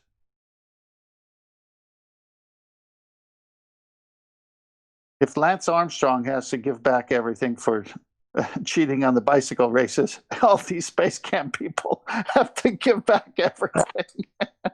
I think we should have an award show. You just, Flat 10th Earth man, Hall of Fame? wouldn't you say that was something to actually be worried about? Isn't that the reason why we have the PhDs come here getting so angry? But upon discovery of this subject, they realise that there's something to potentially lose. That once the level of arrogance that I'm right whether or not you like it fades, there's actually some danger that they might lose it all. Their credibility, most dear to them, is the thing that I think they're most concerned about. pride, right? Yep. Yeah, like Mr. Phil. What's Mr. Phil doing in your chat every day and all in the arena on 24/7? Like, what is he doing? What's the problem? Hey, chocolate. Aren't you putting satellites in space? What you worried about this discussion for? Yeah, Chocolate, exactly. Let's dwell on this. Let's dwell on this. keep up Exactly, with the chocolate. times. Hold on, let's dwell on I'm this for a sorry. second. Exactly, chocolate. So, if you're right, you don't tend to care, right? Or if it's insignificant or unimportant, you tend not to care. So for example, ghosts. Anyone here have any deeply concerning views about ghosts that are dwelling in their minds daily? Anybody here at all? Anybody frequent the ghost forums? No. Nope. I think it's cool, I don't. but Nope. I have Nope, them. not I'm at not all. gonna dwell upon them like that. I'm Now, gonna if make by- that my entire life focus. But if by chance you came across, you just stumbled your way into a ghost forum and everyone told you that you were a moron because you didn't believe in ghosts, the following day, would you go back to troll them and tell them how idiotic they were? Or would you go about your day not too concerned either way? I would probably, I'd probably tell them, forget hey, it in hey, like guys, a guys. half hour. So I would tell them, hey, Definitely did you forget know the Earth is freaking flat? That's not where I was trying to compare, but No, but yes, I see what he's saying, and no, I wouldn't. I would forget about it in a half hour because it meant nothing. So by The only thing contrast, that means something or something that means something. So by contrast, getting the former president of the United States to say we don't have time for a meeting of the Flat Earth Society, that would be pretty much at the other end of the extreme then. Exactly, because what is the president talking about it for? Why? First of all, if the president said it, somebody wrote it for him to say. He didn't come up with that himself, especially that president. That president couldn't speak without. He couldn't speak without a teleprompter. So why was it so significant that somebody had to write in his little speech, "We don't have time for a meeting of the Flat Earth Society"? What's How that do you think about? that about Obama? I thought he was quite. I've seen him interviewed a couple of times, and I thought he was quite eloquent. He's terrible without a teleprompter. Oh man, if his thing Terrible. is not He's prepared, stuttering. he's stuttering horrible. every time. He stutters more than Rumpus without a teleprompter. It's true. Yep. He stuttered over the line about. He might. He stuttered over the line about Flat Earth Society when he said it in a different way. So he said they would have thought we were founding members of the, and he didn't quite get the. He couldn't quite read it off the teleprompter correctly. I seem to remember. They would have thought we were founding members of the Flat Earth Society, I think was the line, but he managed to cock it up. Yeah, I can't recall it, but I've seen it so many times. Like, what is he talking about it for? Why are they getting so-called scientists, actually pseudo-scientists, to gather around a table and demolish flat earthers in a little circle jerk? Exactly. That's what I'm saying. Big think. What are they doing? If anything, you're bringing more attention to flat Earth. We got there. Helping us. I love chocolate. You are fantastic. So, what was it? Can you just repeat that, please, chocolate? It's almost like it's permeating through the masses in a different way. Yeah, I mean, if this was not a big deal, you wouldn't bring it. You wouldn't make a video about it. You wouldn't talk about it. But big channel like Big Think, that's all about science and all about this crap, and then they have to put together a video that's called 3 Scientists School Flat Earthers. Like, what are you doing that for? Why are you paying us any mind if this is so silly, right? So it's Someone said almost it was like damage control. because you're There's a putting couple the of- message out there. Was it you, 10th Man, that said it's damage control earlier? I can't recall. Somebody said it's damage control, Yeah. damage limitation. Yeah. Would, if I was to Yeah, postulate 10th Man that said it's... it. I agree. What if I In put that case, I said it. Well, I was going to put the contrasting point, actually. So what if it's actually not that way round? It's actually a controlled release. And the logical way to do that is to first soften up people to the idea of it in the negative.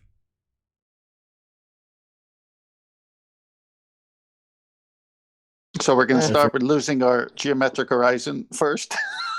No, that's not what I mean. I mean, if you've got... I know. In terms of how it's gone on YouTube. So initially, when it was a very, very niche subject, the algorithm allowed us to be publicised in the same way as any other YouTuber. But then there was a halt drawn to that a couple of years ago. But in my mind, the sensible thing would have been to just leave it at that. But they didn't. They instead replaced the promotion for anti-flat earthers. Well, that's still putting the idea into the consciousness of the people.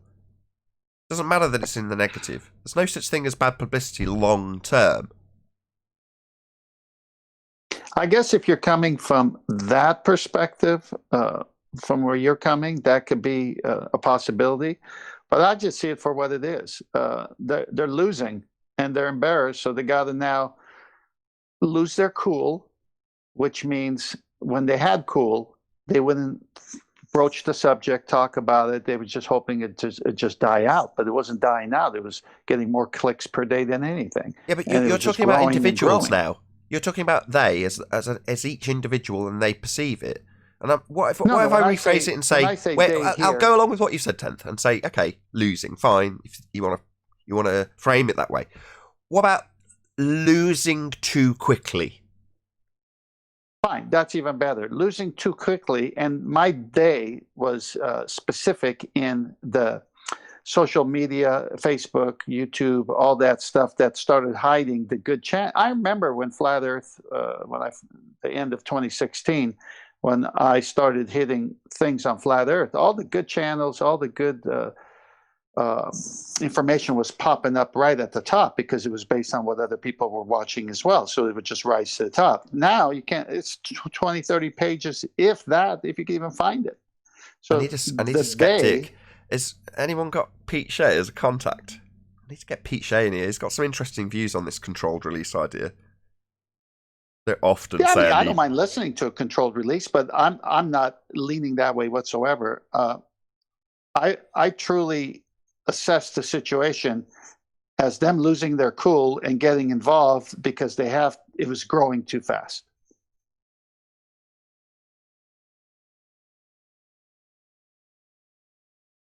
Growing too fast, losing too quick, same thing.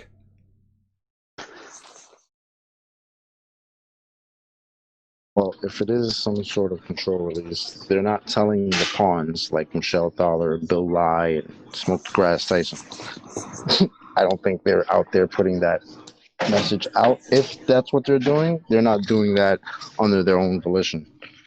Would you agree with me? At least that's my opinion anyway.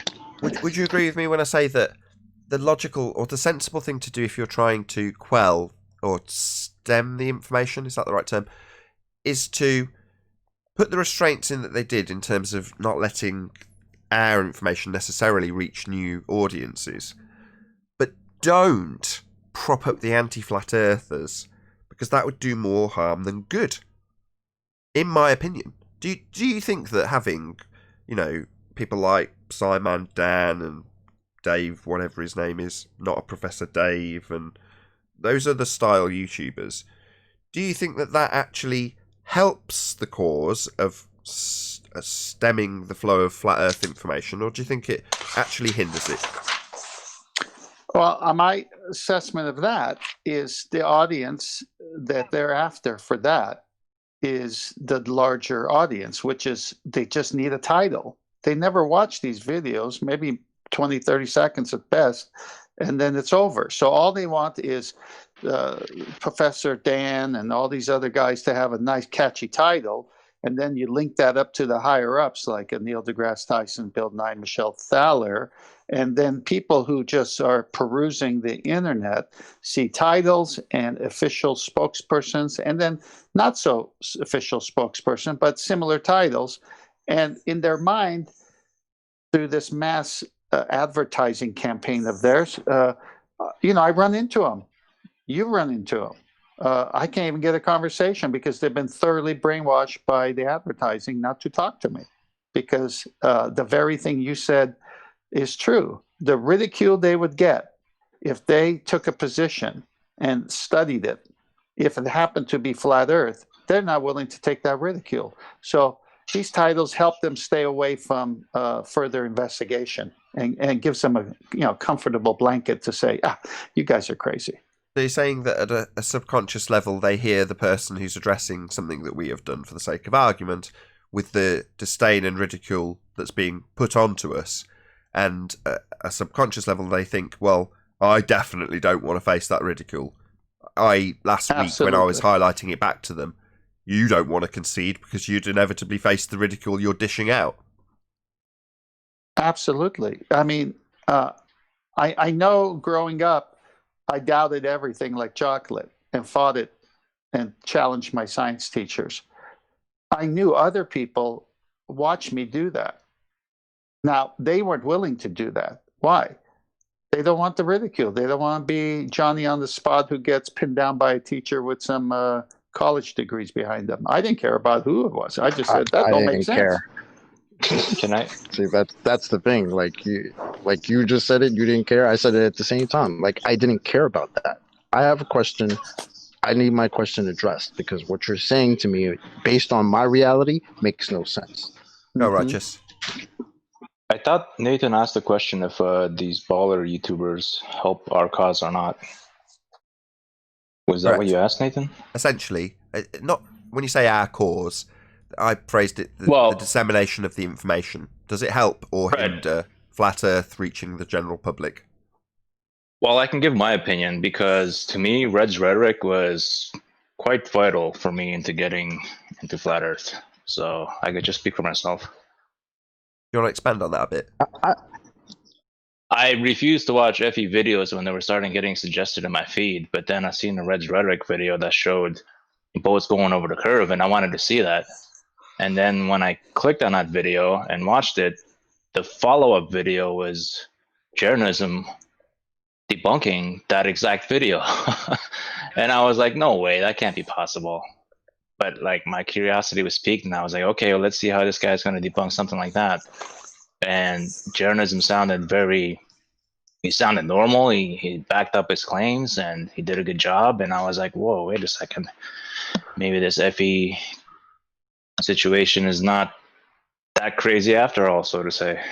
But that was my very point, Righteous, is that you are in the minority that kept digging and looking, whereas the majority is going to just see the title and say, you know what, that's enough for me. These flat earthers are crazy. Look at all this content on the internet from different people, including these people who started channels to help put down this fake lie of flat earth, and they just stay away. So it's like a big net to catch the masses with enough titles, catchy titles in short little videos to make them feel like, okay, I don't need to research this. These people did it for me. The great thing about that was, you see how that worked out though, right? Because the first video he saw was the Red's rhetoric video. That's right? what I was going to go to. Let's say Red's rhetoric didn't make that video, and all he saw was the Jaren video. Well, if he wasn't interested in flat Earth, he probably wouldn't have watched it. He was just like, I don't care. That's flat Earth. I don't care. Right? Perfect. But he got interested in the Reds video because it was debunking this thing called flat Earth that he doesn't know anything about, and it made him interested. Right. Exactly. Hold on. I just want to reiterate. Chocolate made my point for me, bastard. I mean, chocolate's ace. Anyway, yeah, we're a very similar like mind, right? Exactly. So I was going to say exactly that, Chocolate. If the video that was watched by Righteous Force simply wasn't recommended to him at all, yeah, what would be the outcome then, 10th Man? Well, it goes to the person. Chocolate and I have similar testimonies in that we challenged it as we grew up. I'd have to know more about Righteous to see how he was with things along his life. So the whole point is, I'm talking more in the general sense of the masses and keeping them at quail. So what they do is, in this case, is they attack flat Earth, mock us, make you look silly if you even talk about it. And I have proof of this because when I bring it up to people, the first thing out of their mouth is, I've seen the stuff on YouTube. You guys are a joke. And I go, what have you seen? Right, but that means you've already... Hold on. So you're fighting my argument. You're saying they've already had a soft introduction to it. They're not completely bewildered by you even mentioning it. They're not looking at you with a funny look. They're aware of the subject. They've been advertised to. No, they are looking at me with a funny look. Yeah, that is the funny part. My point is, you didn't answer the question. What would be the scenario if Righteous Force hadn't seen that Red Rhetoric video at all? There's no way for me to tell you what the scenario Well, is. he wouldn't, It's not he wouldn't even part know. of what He my wouldn't point have. is. He might not have ever ended up being a flat earther. He might not ever have even broached the subject. No, that's not my argument. When they It's do my what argument. They do, I know it's not your argument. It's mine. No, I know, but I'm saying when they put out these videos that Righteous saw, they're going to have some loss. They're going to lose the Righteous because of it. But they're going to have more gains because most people are too chicken and too much afraid of ridicule, and they're not going to go. Wrong. Stop. Don't think about it like that. Hold on, Chocolate. Hold on. You're going to nick my point again. I can feel it. Right. So no, that's wrong. Let's go. What's a gain? They're by default. If they're in the Western world, they're already a heliocentrist. So what gain? In other words, when you weigh it up and look at the net benefit versus the potential detrimental effect, then you go, there is no net benefit to them. Them being the globe Earth proponents promoting it. And I totally agree with you there. But here's what happens. They make mistakes. They don't understand what they already have, which is 99% of the Western world. What they do is they become human beings for some reason at this point and are scared that this lie is going to be exposed. So they put out videos and actually hurt their cause by putting out the videos. There's no argument about that. They're going to lose some people because of it. But it's their mistake. It's like a fighter not having his guard up properly and makes a mistake. Oh, he got hit by a flat earther. But you phrased it the correct way this time, 10th man. But you phrased it the right way round. So there will be losses as a result. Absolutely. Well, Absolutely. But previously you were like, well, the net gain is that they gain some on their side. What, gain some anti-flat earthers? Is that the objective? No, I didn't say that. I said that because of... You've even said this. People just read the titles and they're done. They think they've done the 2 hours worth of watching of something. No, they just read a title on a video and it said something derogatory towards flat Earth. So that sticks in their subconscious. So those are the people that are easy pickings for them by having these things out there. They don't expect someone to actually watch it and then watch a rebuttal from another show like Jeranism. That happened, they're dead. Because now the guy watching it has two things to contrast. They don't care about that. They don't care about Righteous becoming a flat earther. They want the masses to stay globe. Stay globe. In other words, the only potential outcome is a detriment to the globe religion. There's only losses. Potential losses. Because other than that, what have you got? There's no net gain. Hold on, 10th. There's no net gain. There's nobody going out evangelizing like a Jehovah's Witness to gain new followers of this faith. Everybody is carte blanche, part of it anyway. So therefore, there's only downside to the anti-flat Earth movement. Hang on. But see, you're looking at it that way, which is a correct view if you look at it that way. I'm looking at it, and I'll re-say it again, my way, and it's a correct view as well, is they are seeing losses. And for them, they need some net gain, so they put this out because they're seeing too many losses because of the flat Earth phenomenon. And but so the only way they could make a mistake. But the only way they could get a gain... Nah, I don't think they're... Hold on, Chocolate. The only gains to be had are people who convert back. That's the only potential plus in their column. So somebody who's descended away from the religion then comes back to the faith of globe. So that's the only tick marks you could put in the they're gonna gain column is that people being converted back. Well, we all know that the numbers in that regard are teeny tiny, virtually insignificant. Correct. Can you even consider that a gain? Because weren't they a glober before they became a flat earther? So it's not even a gain. You're just evened out. Yeah, right. You're looking at it right.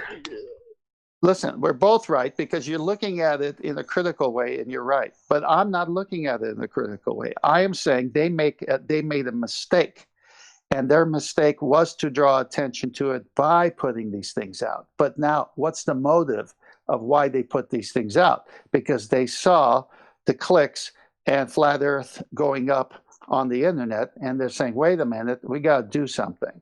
That was their mistake. I'm not saying it was right. Yeah, that was your first some point. Some of these guys have based their career on it now, so now they have to kind of perpetuate it. That was 10th man's first point. So initially, 10th man said it was damage limitation. So damage limitation is now where we've come full circle with 10th man's point being asserted. But I still think it's because there's only a net loss involved, as Chocolate's backing me on.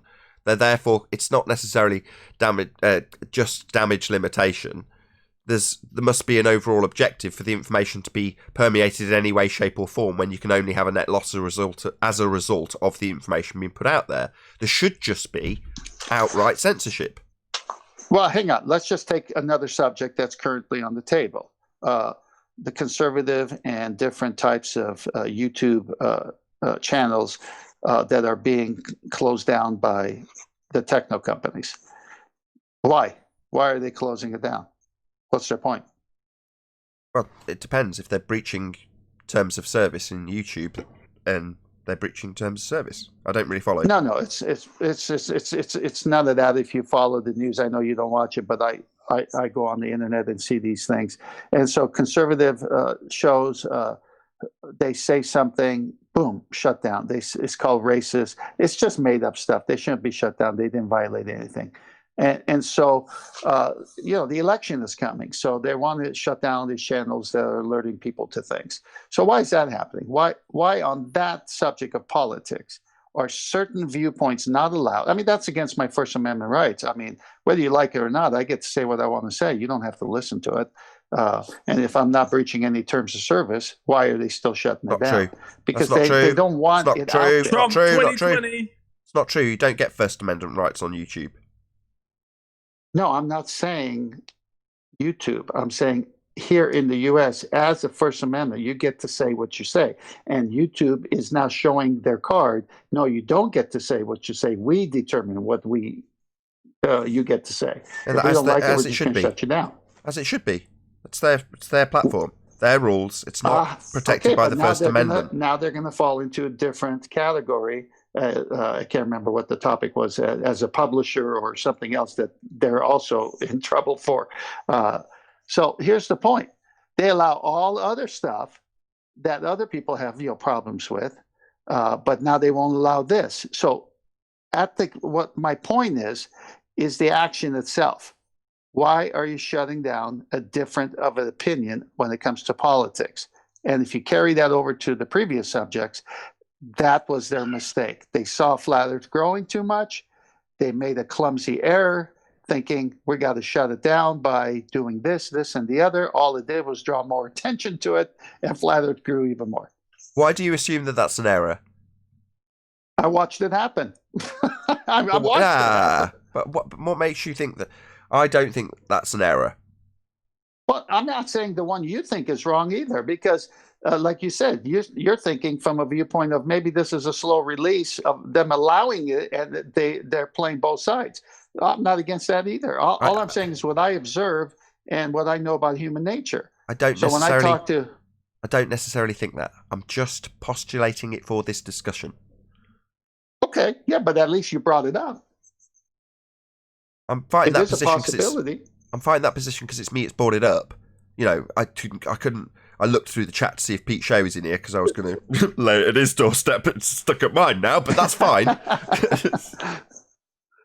No, it's I just my think assessment. if somebody is scrolling on YouTube, right? Let's say somebody's trying to get into conspiracy theories and they're scrolling and looking for some type of live debate or something. Well, are you going to find a debate about Bigfoot with like 300, 400 people watching? Probably not. UFOs? Probably not. Right? But you'll see all these videos about flat Earth, and even if all the videos you're seeing is anti-flat Earth, well, why are there so many? Right? Why are there so many views? Why is it so big? Right? And then the people that are kind of unsuspected, they click it, and I mean, depending on them and their intellectual honesty, we'll see which way they go. But you're right. I agree with you. I think that was their mistake. Yeah, and now some of them have built that as a career, right? Right. Some of them are known now because of that. So now, how can they fall back on what video games or what's this guy Fight to Flair? He's going to go back to hosting video games on his channel? Like, what is? You know what I mean? The cottage industry that got started is going to end when the truth comes out. So you're saying when it ends, what are these people going to go back to? They've already made a position and a statement. Exactly. Right. And No, I get it. We're not going anywhere. But I don't even think that way. That's the other problem, right? Is that we're not going anywhere. No, like there are we're still not people going that come in Nathan's chat that were here 4 years ago saying, "Oh, your show's dying. It'll be gone by next year." 4 years later, here they are still in the chat this morning, right? So that's the problem. Especially because we're not going anywhere. They have to maintain their position and keep going. They got to keep on trucking.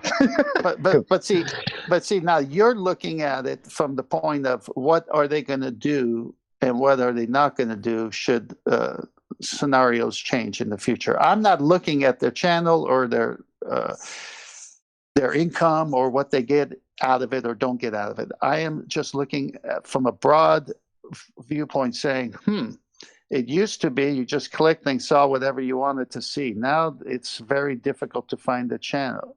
Then they notifications weren't coming out for a while. Now they are coming out for a while. What's going on here?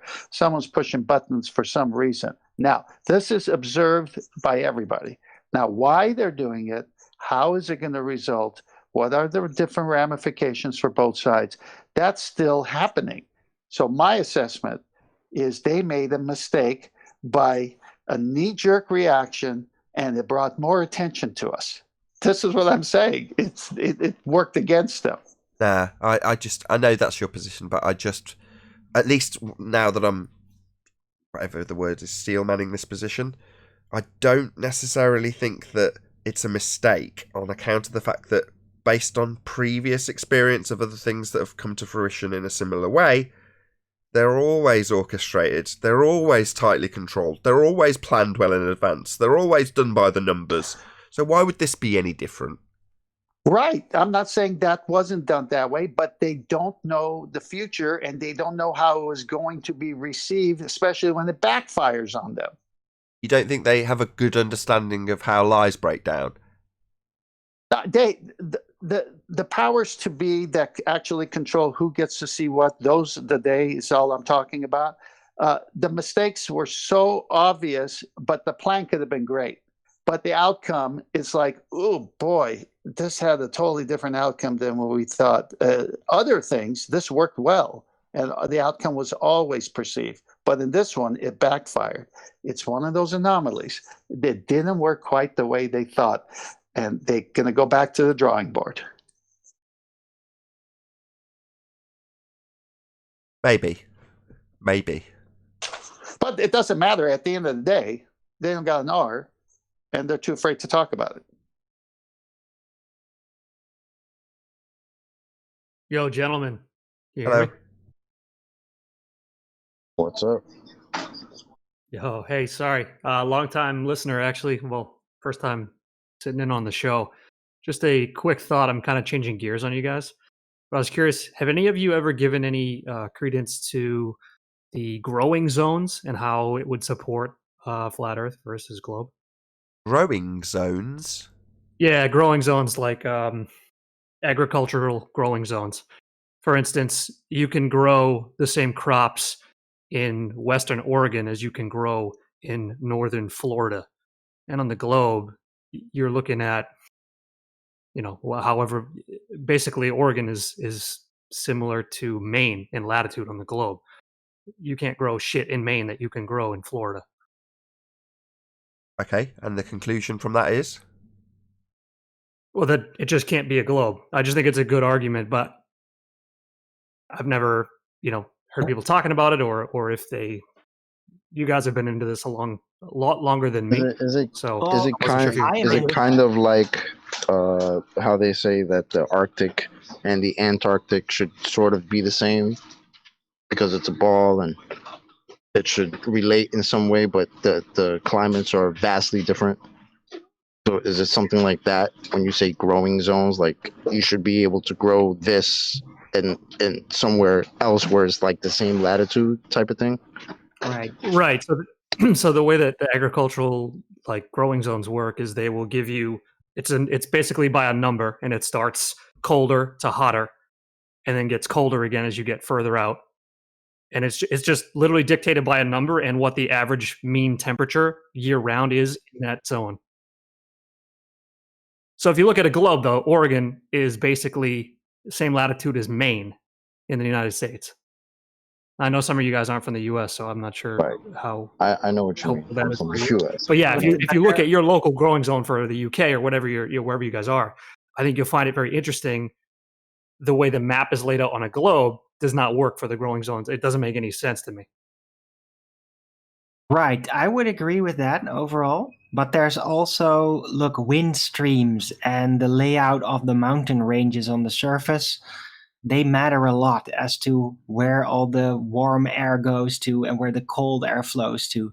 So, they do kind of account for this. No, I kind of see what you're saying now. When you distribute the masses in terms of what's happening and what's growing where, it's a similar idea to 5 years ago. Jaren showed this plotted out azimuthal equidistant projection of the Earth with all of the wind moving around on it and some of the various other conditions displayed on this particular layout. Now, when you put it on a globe layout, you've got things moving in all sorts of crazy directions. It seems totally chaotic. Nothing seems to make any sense. Yet you put it onto the AE projection, and they all seem to be going in a unified circle.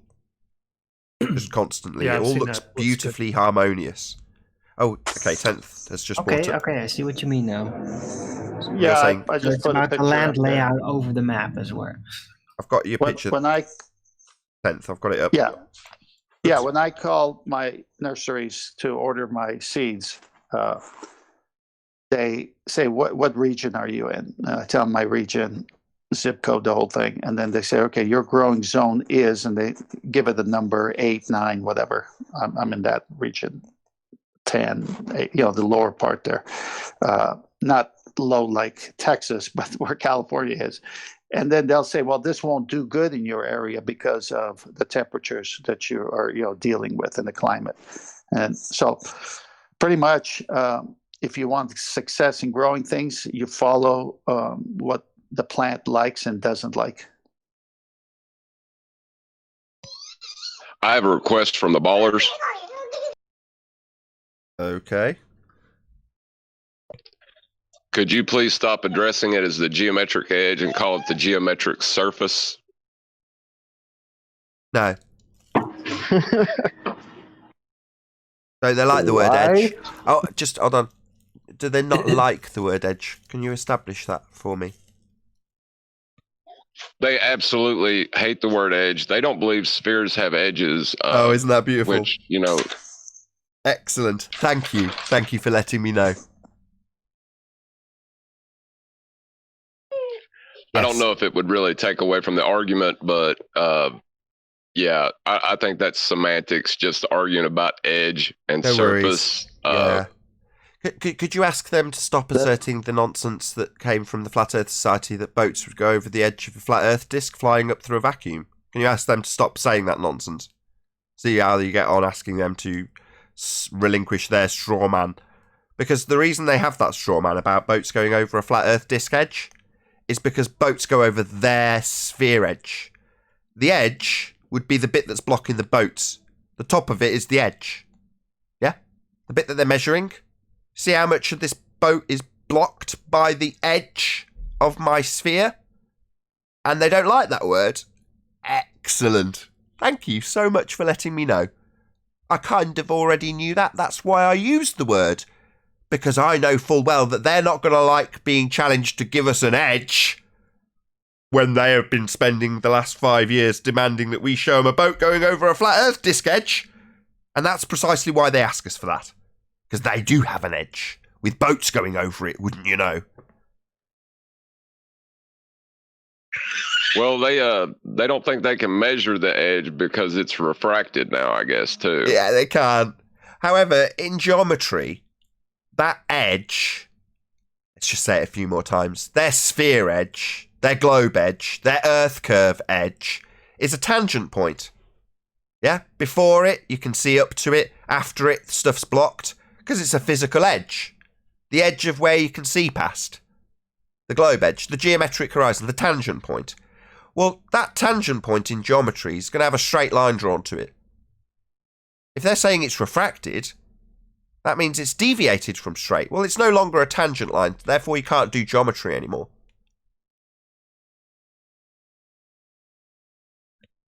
So theodolites and sextants aren't measuring a dip angle. Is that what? Like, what? I don't know if I'm fully understanding this. Are theodolites and sextants measuring a dip angle, or are they measuring a refracted dip angle? A dip angle? What? A dip angle to what? What's being measured in this dip angle measurement? Well, if it's dealing with angles, it'd have to be geometry, right? No. What are they measuring? What are they looking at? Dip angle of what? What's dipping? What's the angle to? The horizon. Oh, and is that a physical a physical edge then? A point that you're going to draw to, beyond which you can't see before you can? That's a physical sphere edge then, that horizon that you're getting this dip angle measurement to? It's a physical sphere edge. And this is the point where it would get obfuscated into spheres don't have edges. Sorry, so it doesn't have a tangent point for the geometry, you mean? When you say it doesn't have an edge, that edge, in the geometric terminology, would be a tangent point. And they're saying it doesn't have that. It's just another way of denying Earth curve, then. Saying we don't have an edge, but that's the bit that blocks boats and buildings, you fools. You need an edge to block boats and buildings. Can I ask him a question? Go ahead. What is dip angle to you? Are you saying to me or to the people that's making the argument? To you. Well, let's start with you, and then you could speak for them since they're too chicken to come on. I don't think it's physical. I don't think you're measuring anything physical. I think you're just, pointing something at the horizon and then, extrapolating from that. Okay. And what would they say? They would say they're measuring something, but then they turn around in the black swan argument and say it's refracted. That's where I'm having the kind of the problem trying to get through to them what they're actually saying. No problem. Repeat after me. If the horizon is refracted, it is not geometric. But let me finish with them, if I may. So you know what a right angle looks like, right?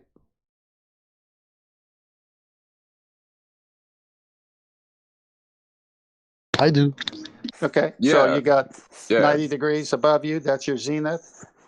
And it's perpendicular to the horizontal, which is at 0. And the dip angle for a sextant is nothing more than getting you back to 0 straight. Because if you're on the sailboat 9 feet above the ocean, as you take your sextant reading, you go to your almanac and you minus 9 feet. So you're at flat level, sea level. So that's that bottom line that you're perpendicular to, which your 90 degree is a straight line. And then your 90 is your zenith. And the angle in between is where your sighting is, whether it's the sun or the moon or a star. So sextant can only work on a flat surface.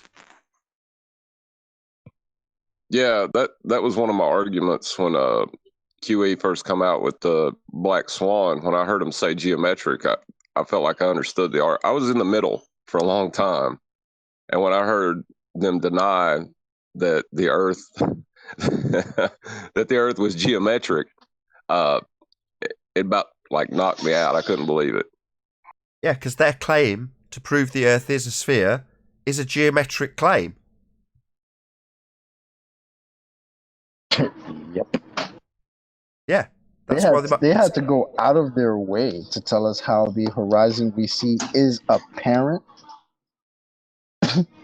Really?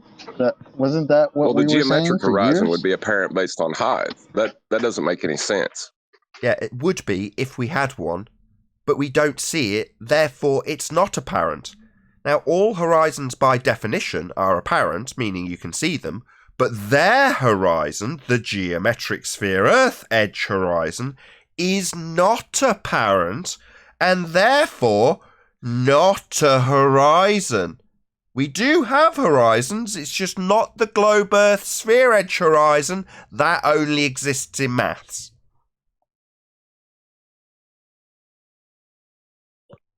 Well, it's kind of like arguing with a 3-year-old that Santa doesn't exist.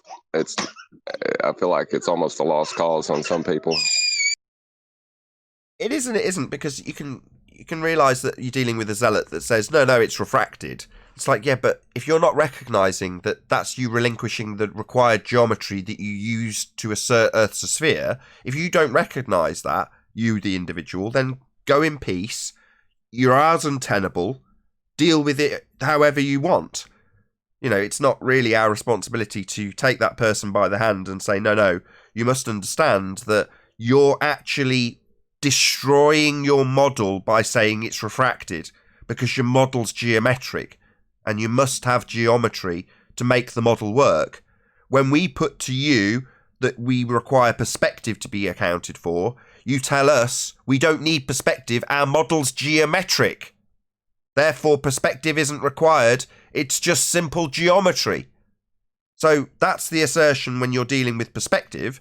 But when it comes to the actual requirement of that geometry, you don't actually have it beyond the maths. It doesn't exist in physical reality. So yeah, absolutely, John. When they say, oh, well, we're not going to see the geometry, you're like, what? That's the claim that you use to make the assertion that you're on a sphere in the first place. So you're telling me that we don't have physical geometry? You're telling me we don't have physical Earth curve then? Well, that's the end of your religion. The fact that you want to tell me refracted, that's your problem. Your rebuttal destroys your own religion. Yeah, and I would agree with you, except that they come to a flat Earth channel to spout their nonsense. So it's like they're seeking this out. I don't understand it. Well, they're seeking their own confirmation bias. The videos I see get made about me are people rehashing old arguments and slipping them in amongst a load of ad homs. And I chuckle. I'm like, man, this guy's in pain. This person doesn't want what we have said to register, so they want their own confirmation bias projected out into the world to make it more powerful. Because they're lying to themselves. They're telling themselves that what we've said is incorrect. And even though we've challenged every single word that they present as though it's a rebuttal, it's not. We've challenged what is effectively the rebuttal being reasserted, like a circle jerk, in the thing they're challenging. They'll just ignore it. Often they'll play it. People like Simon Dan, when he addresses me, will play my rebuttal in his video and then reassert the argument that's being defeated and has been presented by him. That's how stupid they are. But by putting it out there, saying this person's wrong and saying gravity, for example, it's just another way of getting through that day by reaffirming your own cognitive bias. It takes away a little bit of pain. And when everyone gets underneath you in your video in the comments, if you're one of these people making those videos, and says, yeah, stupid flat earther, you go, yeah, strength in numbers. But you're not proving anything. The real pain is, though? The real pain is that the show is here every day for them to come back to. Because like I mentioned earlier, some of these guys have been in the chat 3-4 years. Still saying, oh, flat earth is going down, it's nonsense, we're just laughing at your show. Meanwhile, 4 years later, here they are, still in the show, still keeping up to date with the flat earth debate every day, right? Because they have no choice. Yeah. Because they're hoping maybe one day somebody will come in and have a great argument that will stump us, right? That's the hope. That's why they turn it on every day. They're not entertained by this, right? They're in pain. I agree. Yeah, and their drug of choice to relieve the pain is to come here and ad hom us or reassert their arguments that have been defeated. But it's a less and less potent drug. It's a less and less reasonable pain relief each time it's utilised in that way. And because it's less and less effective, they have to come back more and more and more and do it more and more and more often. Because in their mind, telling us that day that we're stupid might eventually affect the outcome or have us disappear. And they even express that. They even tell us how they want us to vanish and by their wishful thinking. In a year from now, you'll be gone. Yeah, you hope. You hope we'll be gone in a year from now. Because it's painful to watch us. I don't care if the ghost people are gone in a year. Do you care? Do I go in the ghost comments, videos streaming about ghosts, going, in a year from now, people talking about ghosts will be nothing? Yeah. Well, see, I hung So they don't around like in the word edge, and huh? listened for like 2 years and didn't say anything. For almost 2 years, I listened to this, and I don't understand why people are not getting it. I don't know. I think it's something fundamental to making a claim in front of people and pride getting in the way. No, they know what they'll get. They know, we had discussed it earlier. At a fundamental level, when they're ridiculing us, in the back of their mind, they know that they don't want to be a part of that. So when they get to a point where they would have to concede, i.e. they get demolished in the debate, the concession would mean that they would be opening themselves up to the most horrendous ridicule from their own side. That's why they go round in the same circle 10 times. They can't possibly concede. They'd be open to abuse. So they don't want to. It's fear. Agreed. You got to double down in that spot. It's crazy. They would rather take the abuse of looking ridiculous and saying the same stupid thing again and again every day for years than take the abuse of, oh, I actually accept the reality that as it presents itself to me, but I can't take that ridicule. So I'll take the other ridicule where I'll say things like a shoe is a natural phenomenon and what the hypothesis is, it's a shoe. I'll say things like that all the time. No problem. But if my side starts telling me, oh, you're a stupid flurfer, nah, I can't deal with that. Run away. Yeah. The ridicule level for declaring something that is so overtly stupid is less on their side than the ridicule you'd simply receive for declaring that you're a flat earther. Just declaring you're a flat earther would result in horrendous abuse, whereas declaring that a shoe is a natural phenomena probably won't even get mentioned by your own side. So which is the lesser of two evils?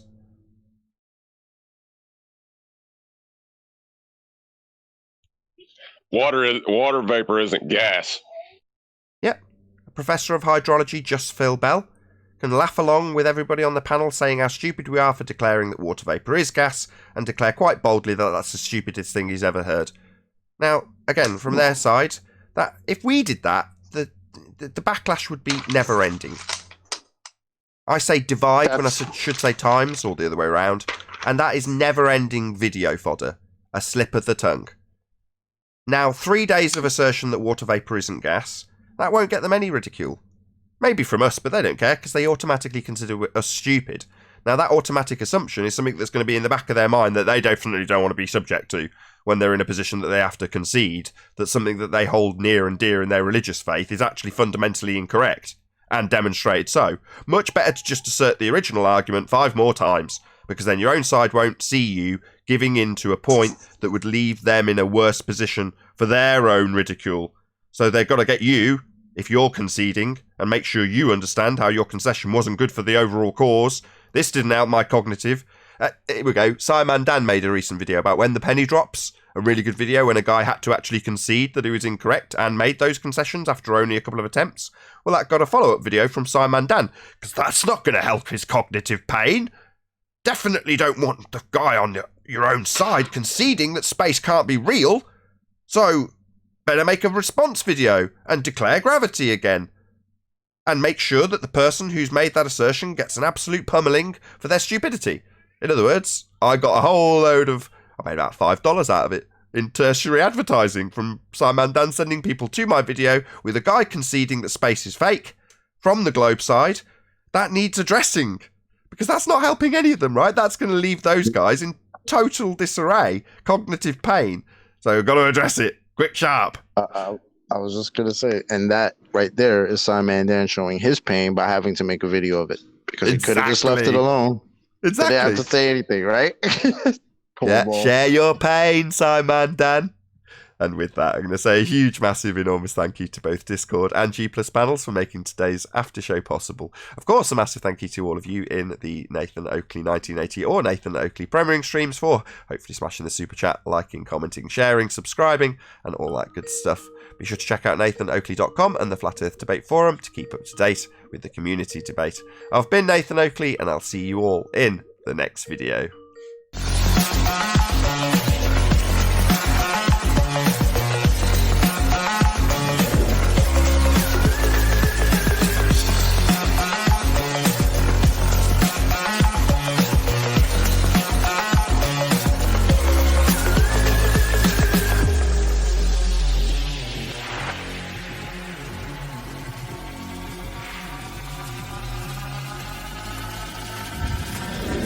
Oh, what a day! What a lovely day!